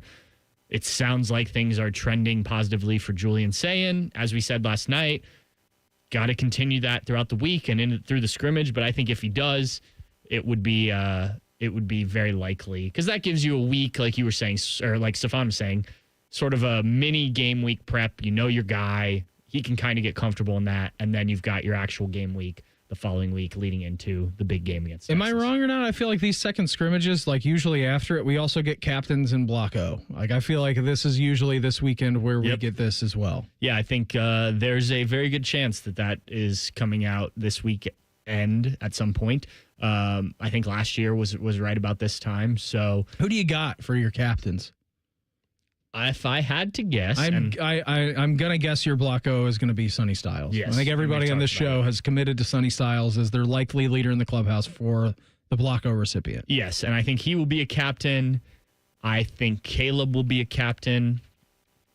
I would guess one of the offensive linemen, because last year it was Cody Simon won the Block O. Yep, Emeka Egbuka, Travion Henderson, and Jack Sawyer. Yeah. 4. And they kind of ebb and flow with the amount of captains. But yeah, Ryan's kept it about 4. 4 is a good number. Yeah, Urban would go all over the place. Like yeah, sometimes it'd be 3, sometimes it'd be 9. Right.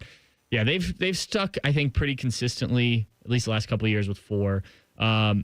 Like Brandon Innes, I think, would be a guy that makes a lot of sense from all, he was a guy people were talking about as a leader last year. Obviously, he's going to play a bigger role. Are you going to give a captain to a guy who hasn't started yet? Right. Maybe. I don't know. Austin Saraveld, perhaps. Right. Another guy who's played a good amount at this point, but hasn't been a consistent starter. Iron Buck. I mean, all the accolades is now going to be presumably your starting left tackle. Yeah. Even like Carson Hensman. Yes. I could see somebody like a Davison Igbinosun, because there is, and Davidson, if you are out at Ohio State practice, like, especially this year, I noticed it. He's been talking to guys a lot more. And I don't just mean trash talk on the field, but like, hey, talking to the corners after the younger guys after they come out. So maybe somebody like that as well. But yeah, I'd guess somewhere around 4. And I think Sonny and Caleb are probably locks. And then it's like, how much do you want to give to a guy who maybe hasn't played, like a Brandon Innes? Or Well, do it's you a want to team go more decision space? too, team and coaches, right? Yeah, absolutely. So we'll see what happens. But looking forward to that. Hopefully at some point this weekend we'll have that. It is kind of fascinating to me, Pat, that when we think of Jeremiah Smith as the best player in college football, he gets to go out to Vegas for Big Ten Media Days. And I always think that's a great kind of precursor as to who the captains are going to be. So we'll see about that wild card as well. I mean, I know that's a good point. I know that JJ's a sophomore, and we have had multiple times where sophomores have been named captains. Yeah, JT Barrett, Tommy Eichenberg, right? 3-time captain. Got that his sophomore year, then all the way through his senior year as well. So I don't know. I don't know how that's going to work with a team dynamic. I mean, you listen to Brian Hartline talk, like he just needs to let it out. He needs to let it out a little bit in the leadership, because everything he does on the field is correct and his work ethic is through the roof. We know that, but when it comes to actually like giving instruction, I mean, he's still a young player, and would be quite the honor for a sophomore to be able to do that and walk away as a captain this year. Yeah, and I was actually, not that Jeremiah has ever been a bad interview, but he seemed much more comfortable in that setting when we talked to him in Vegas. And he, even since we've gotten back, but it was just, I think, having a year, getting used to. I remember last year. Yeah, last year during the season. And look, he was interviewed a lot in high school, but you get to Ohio State and all of a sudden there's 60 people standing around your table as opposed to like 6 or 7 when you're out at one of these camps or whatever as a high school kid. I remember before one of the games, like during our Wednesday interviews, they had him kind of off to the side and they did sort of a scrum with him. And you could tell it was just like, oh, I didn't realize this many people were going to be here. So I think he's gotten used to that. I do think he's found his voice a little bit. Is it enough to make him a captain? I don't know, especially when everyone's talking about Brandon Innes as the leader in that room, one of the leaders of the offense. But he's certainly on field, and the way he leads by example with his work ethic, 2-time Iron Buckeye, that type of thing, that speaks volumes for sure. Let me throw you this brain bender, all right? See how you react to this. If we get to the weekend, perhaps tomorrow or on Sunday, where captains are announced, and usually that's a social media post, right? They put out a press release. Yeah, they put out an email, captains, and videos, the videos with the parent, calling the parents. Which is awesome, which is great. It's fantastic content, and I can't imagine how proud those parents are to receive that phone call that your son is captaining Ohio State. But let me throw this brain bender at you. What if Lincoln Kienholz is announced a captain on this team, and then you get to Monday and expecting a starting quarterback? Will you draw conclusions if that happens? Well, I was trying to think back in. I don't know if this is going to happen. I'm just creating a hypothetical for you to react to. I was trying to think back to 2015 because I believe JT was a captain that year. I'd have to really look this up. But if JT was a captain, obviously Cardale ended up starting that. You didn't know that, if you believe Urban, until the day of the Virginia Tech game. I do believe him. Yeah, I think that's probably accurate. Jacoby Bourne, Taylor Decker, Braxton, Joshua Perry, Tyvis, and JT Barrett were all captains. Okay, so JT didn't start the season as the starting quarterback and was a captain. So it's possible. I mean, look, I would be surprised. Finished the season. Yes. I would be surprised just in general because we've heard both with Lincoln and Julian, like that leadership is still coming along. So I would be a little surprised by that. But yeah. I agree. I think people would certainly read into it. I don't know. They would read into it for sure. I mean, look, I would read into it. He was an Iron Buckeye, maybe the first quarterback Iron Buckeye. Yeah. We probably said it's one of the highest accomplishments of his life. Yeah. And it should be. So I think, you could read into that a little bit too, right? Like that's not the end all be all. No. But it certainly plays a part. Absolutely it does. I was reading this article by Cameron T. Robinson of The Athletic, and it was very good, Pat. I posted it yesterday, and it's a nice read. You know, it doesn't take you too long. It took me about 10 minutes to be able to get through this, and it was very good. A lot of interviews in this from Cam. Why Ohio State football is the most recession-proof program in college football. It starts like this. Urban Meyer always had an idea that he would retire from college coaching at 55. Kept him on the lookout for a successor at his time as Ohio State carried on. If Meyer didn't find who athletic director Gene Smith and university president at the time, Michael Drake, could agree on to keep Ohio State winning at a high level with what he called, quote, the best infrastructure in college football, he would push back his retirement. But then came along Ryan Day. Said, I didn't realize until he was on staff how great he was. Now an analyst, Urban is. 6 seasons after succeeding Meyer, Day has a 70-10 record. Last January, the 5th Ohio State coach to win a national championship and 3rd consecutively. Doing so amid intense scrutiny following a 4th consecutive loss to Michigan. Afterward, he stood on the stage in Atlanta with a big smile on his face, surrounded by his family and a group of players who made up his first full recruiting class. Ryan Day said it all makes it that much more enjoyable when you get to go through the tough times and stick together when things get a little bit dicey. Further on down in the article, Urban Meyer had a quote, said, Mac Brown once said to me, I've got good news and bad news. Good news is you won a national championship. Bad news is that you won a national championship. Now everything is, why didn't you win this year? And it goes on to chronicle, the AP poll in Ohio State. I think it's its 1,000th time appearing in the AP top 25, which is, I think, 70 more times than any other program in college football. And then they actually get to a point where Cameron T. Robinson interviewed James, right? And I like listening to James talk. You like listening to James talk. I think we all do. He's a very good interview. And James's quote is that every day during preseason camp, James Laurinaitis gathers his players and briefs them on another Ohio State All-American linebacker. All-American himself, 3-time. Here's what he had to say. You're upholding a tradition and a standard of guys who played the game the right way, played fast and violent. That's what makes Buckeye Nation so special, is that former players watch and they're vocal, so you get to make them proud when they go see it on film. It's a really good article chronicling just the infrastructure over the years and the passion of the fan base and how everything, for the most part, Pat, has been lockstep with the university and the athletics department. Nobody is immune to the dip. I mean, we've seen it countless times throughout the years. Programs rise and programs fall. The one constant is that Ohio State, if they had a dip, they're right back the next year. Yes, and we talked about it yesterday. There was 2011, and I'll push back on Cam a little bit there.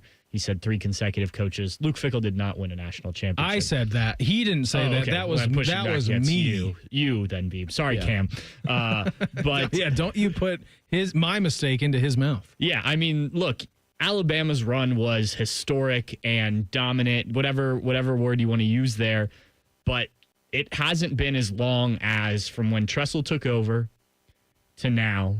How consistent 25 years. Yeah, this program has been consistently a top 10, even pushing for BCS, pushing for the 4-team playoff.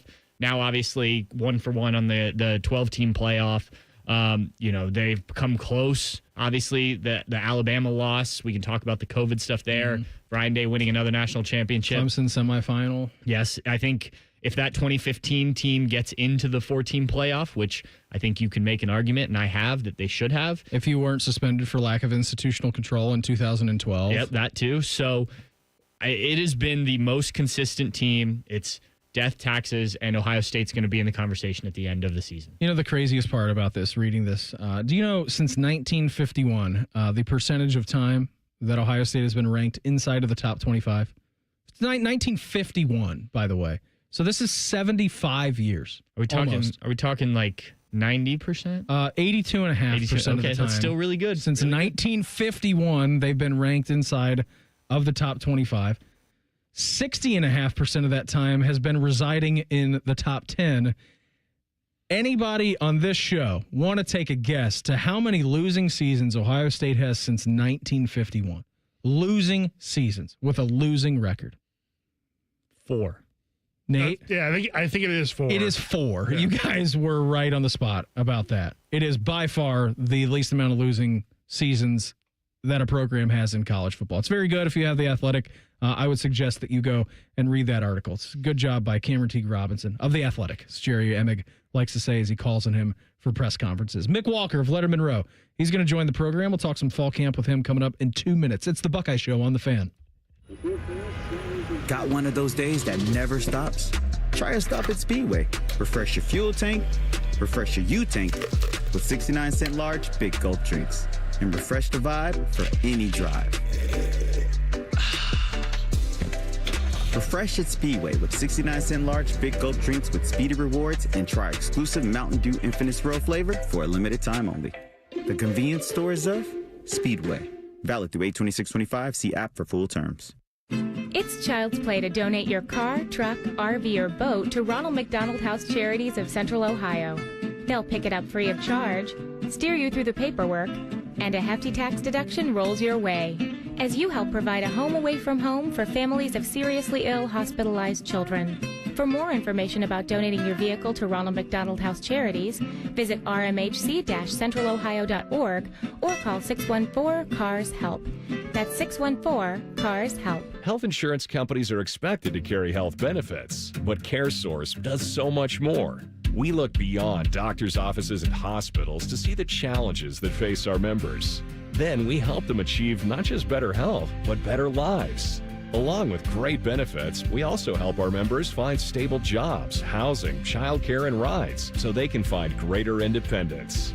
At CareSource, we're removing barriers. We're improving lives. We're reimagining healthcare. Go behind the scenes of one of the most recognizable landmarks in all of college athletics with a tour of Ohio Stadium, presented by Experience Columbus. A seasoned redcoat will be your guide as you make your way through walls of the stadium, into the press box, and onto the field. Upgrade to the VIP package and get special access to the band center and the Ohio State home locker room. From corporate outings and school groups to single-person tours and small families, Ohio Stadium tours offer a variety of options and pricing. For more information, visit ohiostatebuckeyes.com and book your tour. Ohio Stadium Tours, presented by Experience Columbus. The Buckeye Show is sponsored by CareSource, proud to be your home for Ohio State athletics. The Fan, Ohio sports destination. Someone out there probably thinks we spend too much time talking about the Buckeyes. Please tell someone that they're stupid. You're listening to the Buckeye Show. Hanging out with my guy Murph Dog tonight. Get you to some Cincinnati Reds baseball coming up at 8 o'clock. A little Reds update, too, for you, by the way. 4-1 in favor of the Reds in the bottom of the second inning. Actually, it's updated to 6-1. Whoa, all right, good. I don't have it on TV because it's on Apple Plus, so we don't have the ability to watch it, but we do have the ability to listen to it all together as friends at 8 o'clock. Right now, we're heading out to the Bryant Heating and Cooling Systems Fan Guest Hotline. Check with our great friend. He is of Letterman Row. He is Mick Walker. Mick, thanks for the time. Always appreciate it, especially here, 7:30 on a Friday night, kicking off your weekend. What were your thoughts today, Mick, when you saw the NCAA come down with the ruling against Michigan? Thanks for the time. Yeah, my thoughts were that the NCAA doesn't really have any power at all. I think you have more power in the sport of college football than the NCAA actually does, especially now that Michigan said, here, we'll take these punishments and then we'll just sue and we'll try and get them down on appeal. So they really didn't do much of anything, but I don't think anybody at this point was surprised that that's the result of it. Did you just say I have more power in college football than the NCAA does? His head just blew up. Yeah, you should not have said that, Mick. I am just getting a bloated ego right now. I think it might be accurate. At least Bobby or some. Yeah, no, that makes more sense than me. Yeah, Bobby makes way more sense than I do, Mick.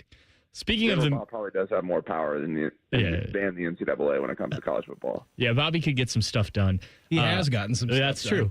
Mick, speaking of the Michigan stuff, from a recruiting standpoint, and I know you are not on the Michigan recruiting beat, but you are tapped in enough. Do you think that this impacts, obviously there's some recruiting sanctions in there, but how much do you think this hurts the Wolverines on the recruiting trail, kind of everything that came out today? Probably not a ton, because even though if you look at the fine that they're going to suffer, obviously it's been well documented. Their dalliances with Larry Ellison and trying all the things that they've had to do to get Wyatt Underwood into Michigan and all the money they had to pay. So they'll be able to come up with money to supplement any money they may lose from the university.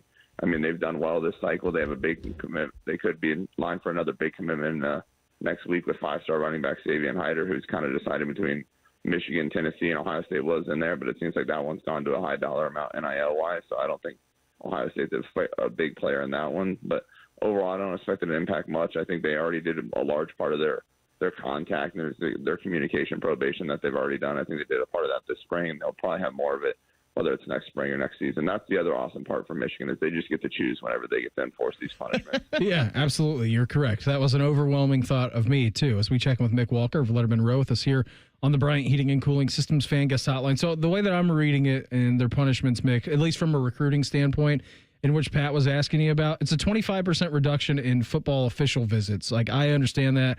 I get that. It's also a 14-week prohibition on recruiting communications. Like, how does that work? I mean, I know that it's not going to be during a dead period, but if it's a 14-week prohibition where they can't have recruiting communications at all, like, do you know when that's going to be deployed? Would that be with this class, next class? Like, how does that all kind of get worked out, if you know?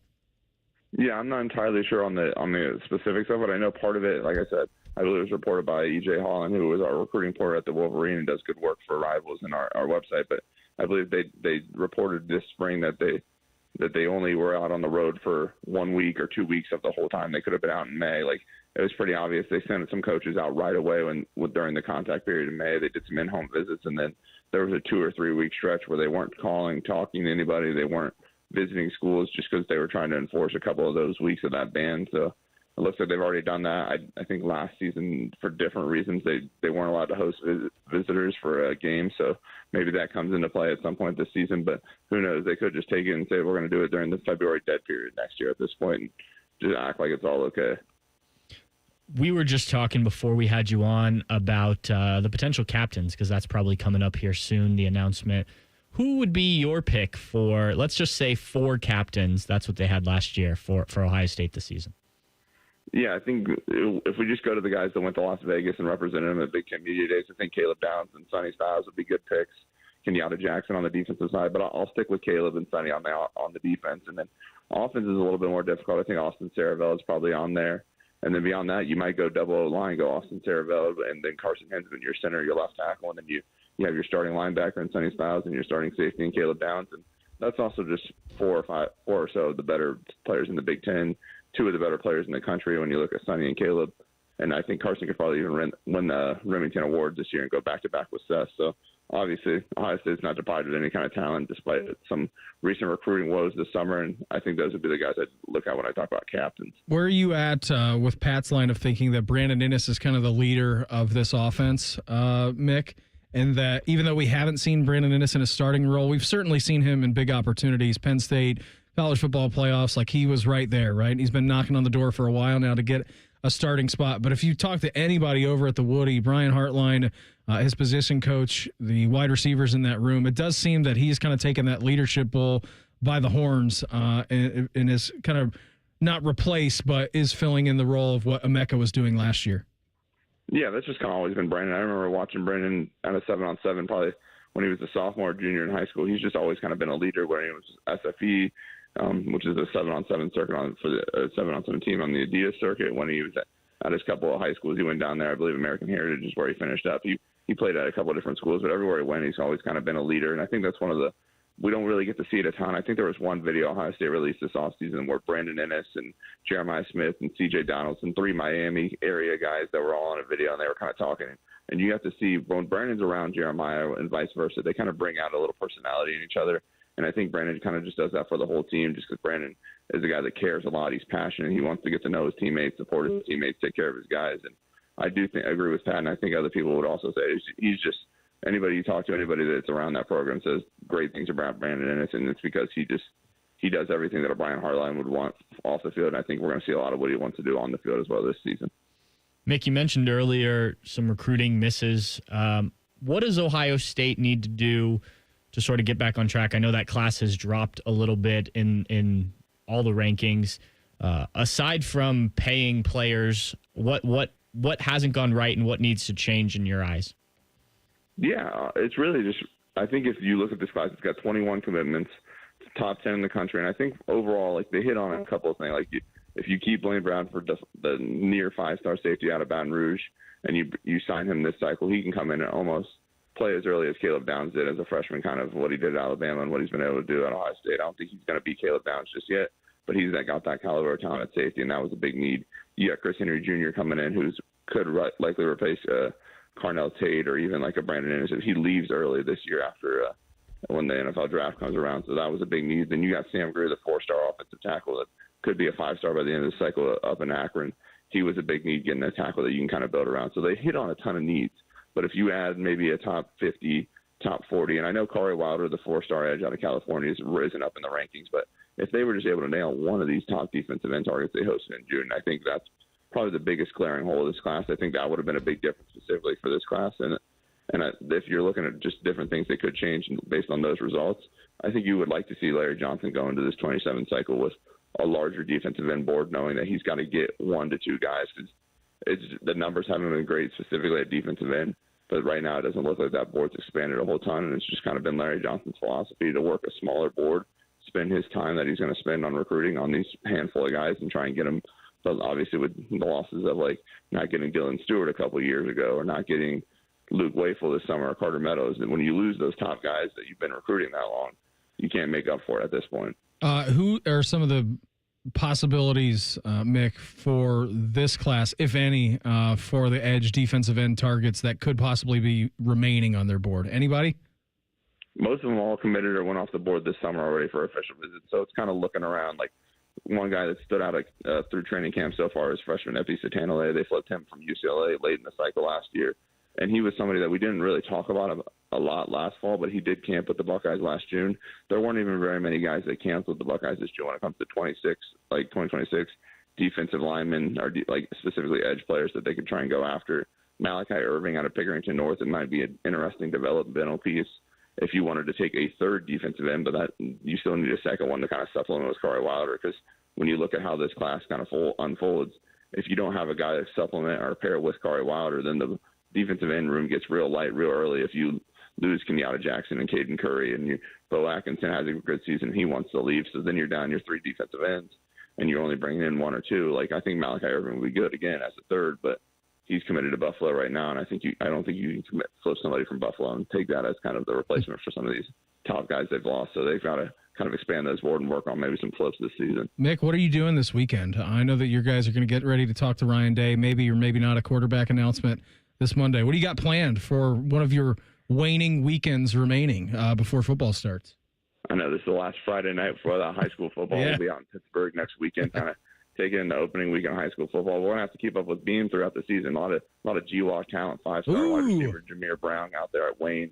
I believe Centerville played Trotwood Madison in a scrimmage last night, and Trotwood's got a really highly ranked 2028 defensive lineman in Jameer Weiss. So Beam's going to have all the details on the Dayton guys coming up this season. But for me, it's just we got a couple of family birthdays coming up this weekend, a couple of childhood birthday parties. So that's always fun. A trip up to New Bremen, Ohio to see my grandparents. But other than that, it's all family-based before we get into the football, and that's how I want to keep it for right now. Here's a little inside scoop for you, too, and I don't know how accurate this is, but Centerville went from the triple option for forever into the spread offense. I think they're back to the triple option, Mick, so it's going to be very weird if you go to a Centerville game seeing them run the option. Buddy, always appreciate the time. Thanks for hopping on with us here this evening. Enjoy your last weekend of freedom, and we'll check in again soon, all right? Thanks, Bean. Appreciate it. There he goes, our guy, Mick Walker, Letterman Row, Bryant Heating and Cooling Systems, Fan Guest Hotline. We got a little draft stock talk in hashtag Buckeyes next. It's the Buckeye Show on the Fan. Ever have one of those creepy neighbors who's always getting in your business? That's the team up north. The Fan, Ohio sports destination. Get Eco. Aaron? Yeah, Jerry? Do you know what I like best about our plumbers? Tell me. No matter how difficult, no matter how messy, no matter what it takes, they just dive right in and fix it. Get Eco. They dive right in. Yes, they dive right in. We've got scuba diving plumbers. Get Eco. You know they don't literally dive in, right? Well, of course not. Not yet, anyway. The pipes are too small. Get Eco.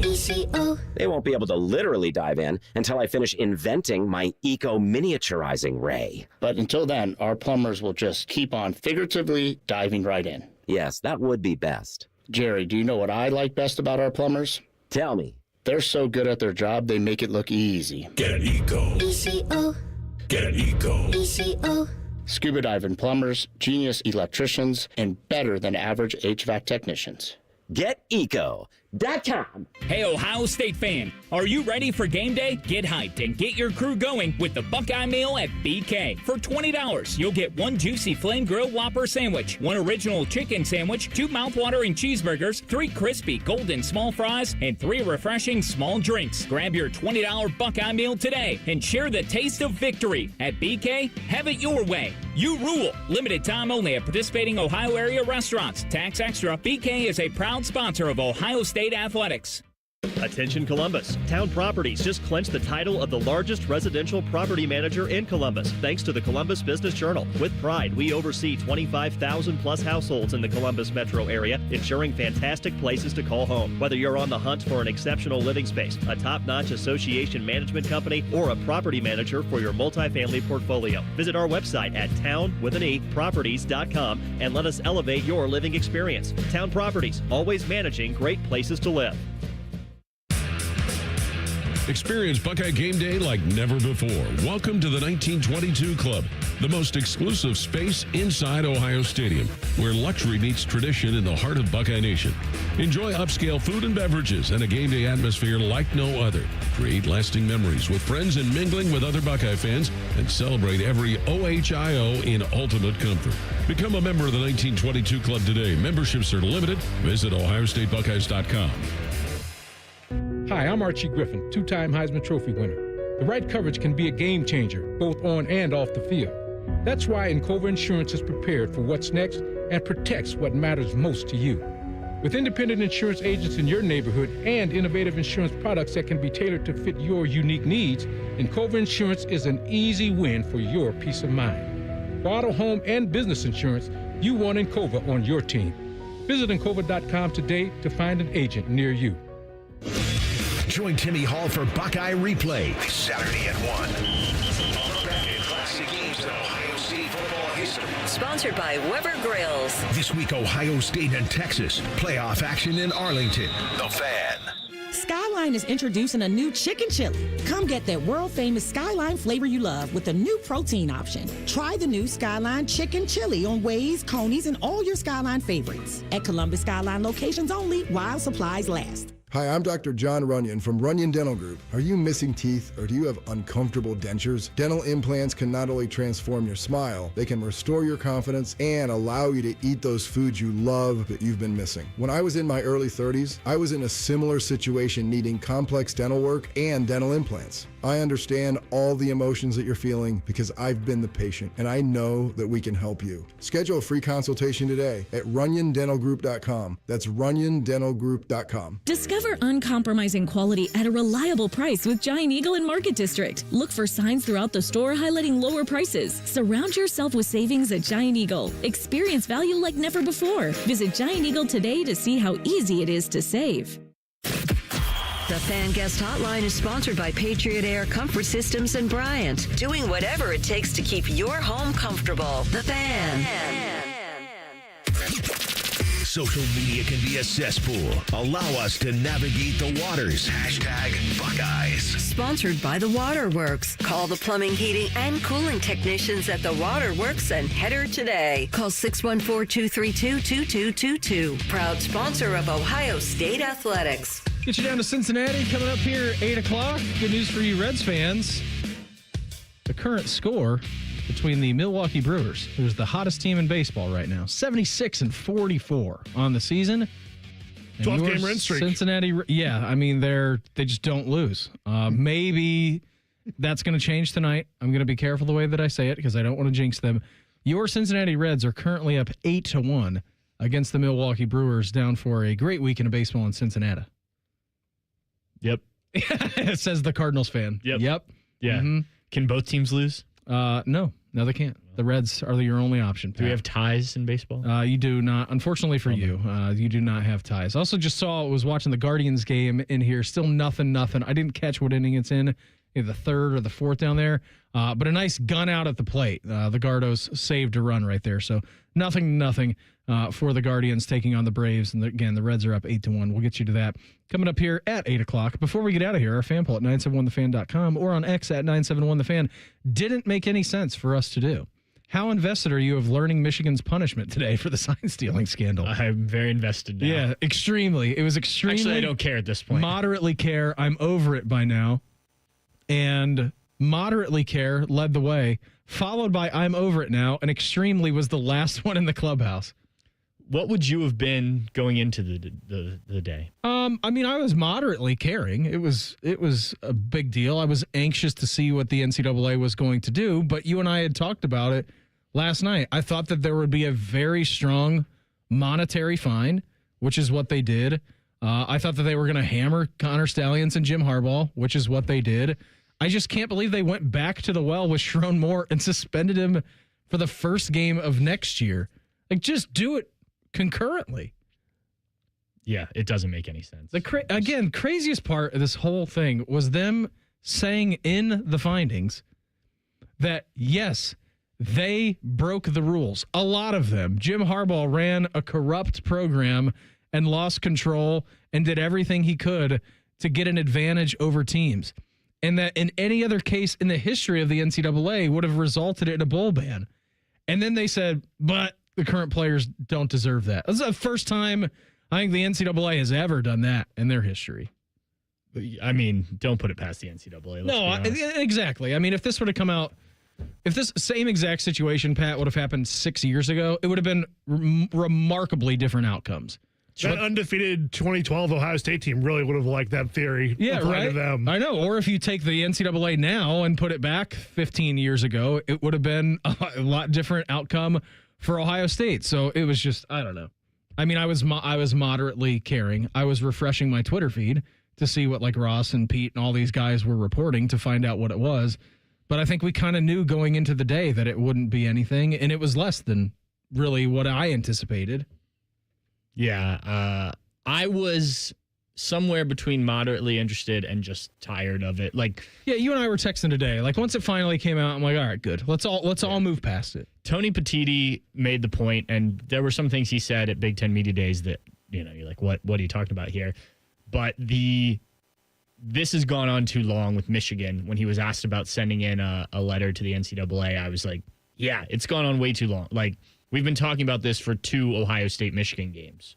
That shouldn't happen. Like, it should be a speedier process. Yeah, and this needs to be, however adjudication is done going forward. I think I used that big word correctly. I think you did. Good job. Look at the big brains on Patrick. Yeah, I grew up with a lawyer mother, so I should probably know that. You also are a journalist. Yes, but that doesn't matter.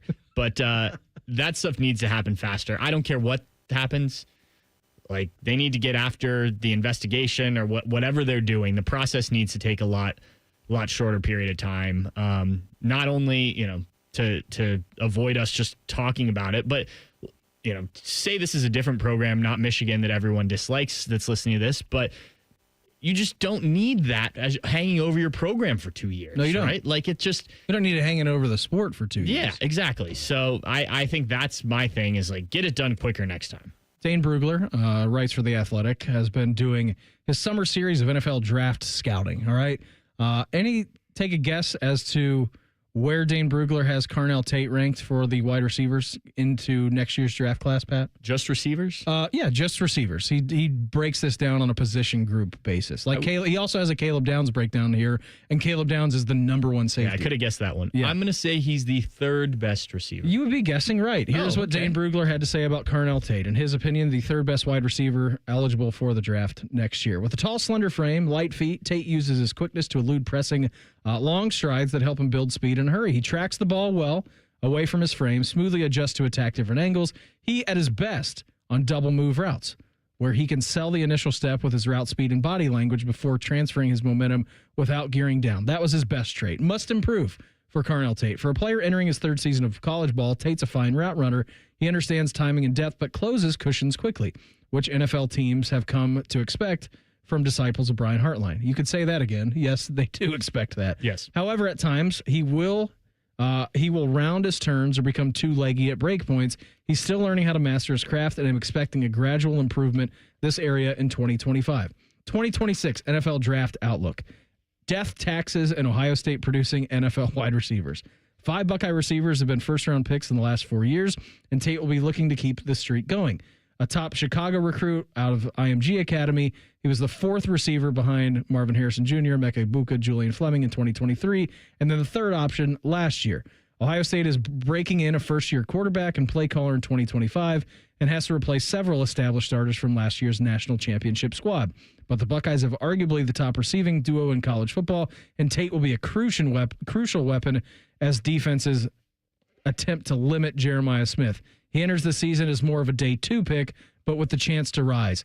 I disagree with that last part simply for the fact that he's been at Ohio State and has tutelage under Brian Hartline, and you look at any of these guys coming out in the NFL draft and the way that they're producing, an NFL team will take a shot on Carnell Tate day number 1. I don't care how his season goes this year, but it's almost guaranteed that he will go because of the characteristics, the traits that he has, Pat. I think Carnell Tate's going to have a great season.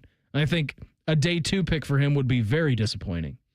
Yeah, I think if you are an Ohio State wide receiver, you expect to go in the first round. Who were the 2 receivers ahead of him? I don't have that list up in front of me, but I can pull it up for you. Okay. I'm just curious. Obviously, Carnell has not produced. Jordan Tyson from Arizona State, who's getting a lot of love, and then Chris Bell out of Louisville. Okay, that makes sense. Yeah, I mean, I think, look, Carnell Tate is as talented as any wide receiver not named Jeremiah Smith, and that's no shot at Carnell. That's just props to Jeremiah that's come through Ohio State. So I think, he'll have an opportunity to prove some of those negatives, if you're calling them negatives, or areas of improvement. Yeah, everybody's always looking to improve. Yeah, so I think by the end of the season, he'll be a first-round guy. Yeah. I am not betting against Brian Hartline and these receivers. Pat, I had a great time with you here this week. Fantastic. Had so much fun with you. What do you say we do it again next Thursday at Yogi's? It's quite possible, unless I have a fancy football draft. Yeah, which you might, actually. I might, but I don't know what time it is, so it might work out well. Have a great weekend and a great wedding shower tomorrow up in Cleveland, all right? Yep, that's what we'll be doing. Everybody have an awesome weekend. We will be back on Tuesday. We got the Buckeye preview show, which is just another version of Buckeye Roundtable on Monday. We will be back on Tuesday. Have an awesome weekend, and hopefully the Reds can win this game, even though it's getting closer. Reds baseball is up next on The Fan. Catch T-Bone and Tyvis weekday mornings from 6 to 9. If you're not completely satisfied, we'll rewind time and erase your brain. For real, The Fan. Grown-ups, don't go back to school. Go forward through school into your future as an IT professional. Whether you're starting out, switching careers, or a veteran ready for change, My Computer Career can help you get into IT in just a few short months with no prior experience. So take the free career evaluation now at mycomputercareer.edu. Your rewarding career in IT awaits. That's mycomputercareer.edu. An Elite CompTIA certification partner. Financial aid is available to those who qualify, including the VA benefits. Coors Light presents To Chill or Not to Chill. When your friend skips your favorite song on the playlist. End of friendship. Or choose chill because that song lives rent-free in your head anyway. And you're planned ahead by bringing Coors Light to the party. And the sound of that ice-cold can cracking open was music to your ears already. Coors Light. Choose chill. Celebrate responsibly. 2024 Coors Brewing Company, Golden, Colorado. They're trained. They're prepared. Let's do it. They're Ohio's undefeated plumbing, drain, heating, and cooling team. And they're here to tackle your problems. For plumbing, drain, heating, and cooling, there's only one team. The Waterworks. Better care, better value, better results. Call the Waterworks at 614-232-2222 or visit them online at thewaterworks.com. A proud sponsor of Ohio State Athletics. The best outcomes for treating cancer come from early detection and early diagnosis. The James Cancer Diagnostic Center at Ohio State is designed to provide rapid evaluation and a clear diagnosis. We are transforming care by giving patients direct access to cancer experts who study and treat cancer every day. If you think you have cancer, the choice is clear. Choose the James Cancer Diagnostic Center. AgPro has been family owned and operated for over 64 years. We take pride in developing long-lasting relationships and offering first-class customer service. Need a new tractor, parts for your used equipment, or reliable service? AgPro has you covered. AgPro is here to serve you and your operation as your hometown dealer. Visit us today at any of our AgPro locations or go online to agproco.com to get started with your AgPro experience. The future of recycling is now at Rumpke Waste and Recycling. The recycling leader has opened North America's largest, most technologically advanced recycling center right here in Central Ohio. This one-of-a-kind facility features interactive displays, educational opportunities, and the ability to process over 60 tons of recycled material per hour. Rumpke is committed to recycling and sustainability efforts, and for more than 90 years, Rumpke has worked to make sure the items you place in your recycling bin get used again. Visit Rumpke.com to learn how you can team with Rumpke to put less trash in our landfills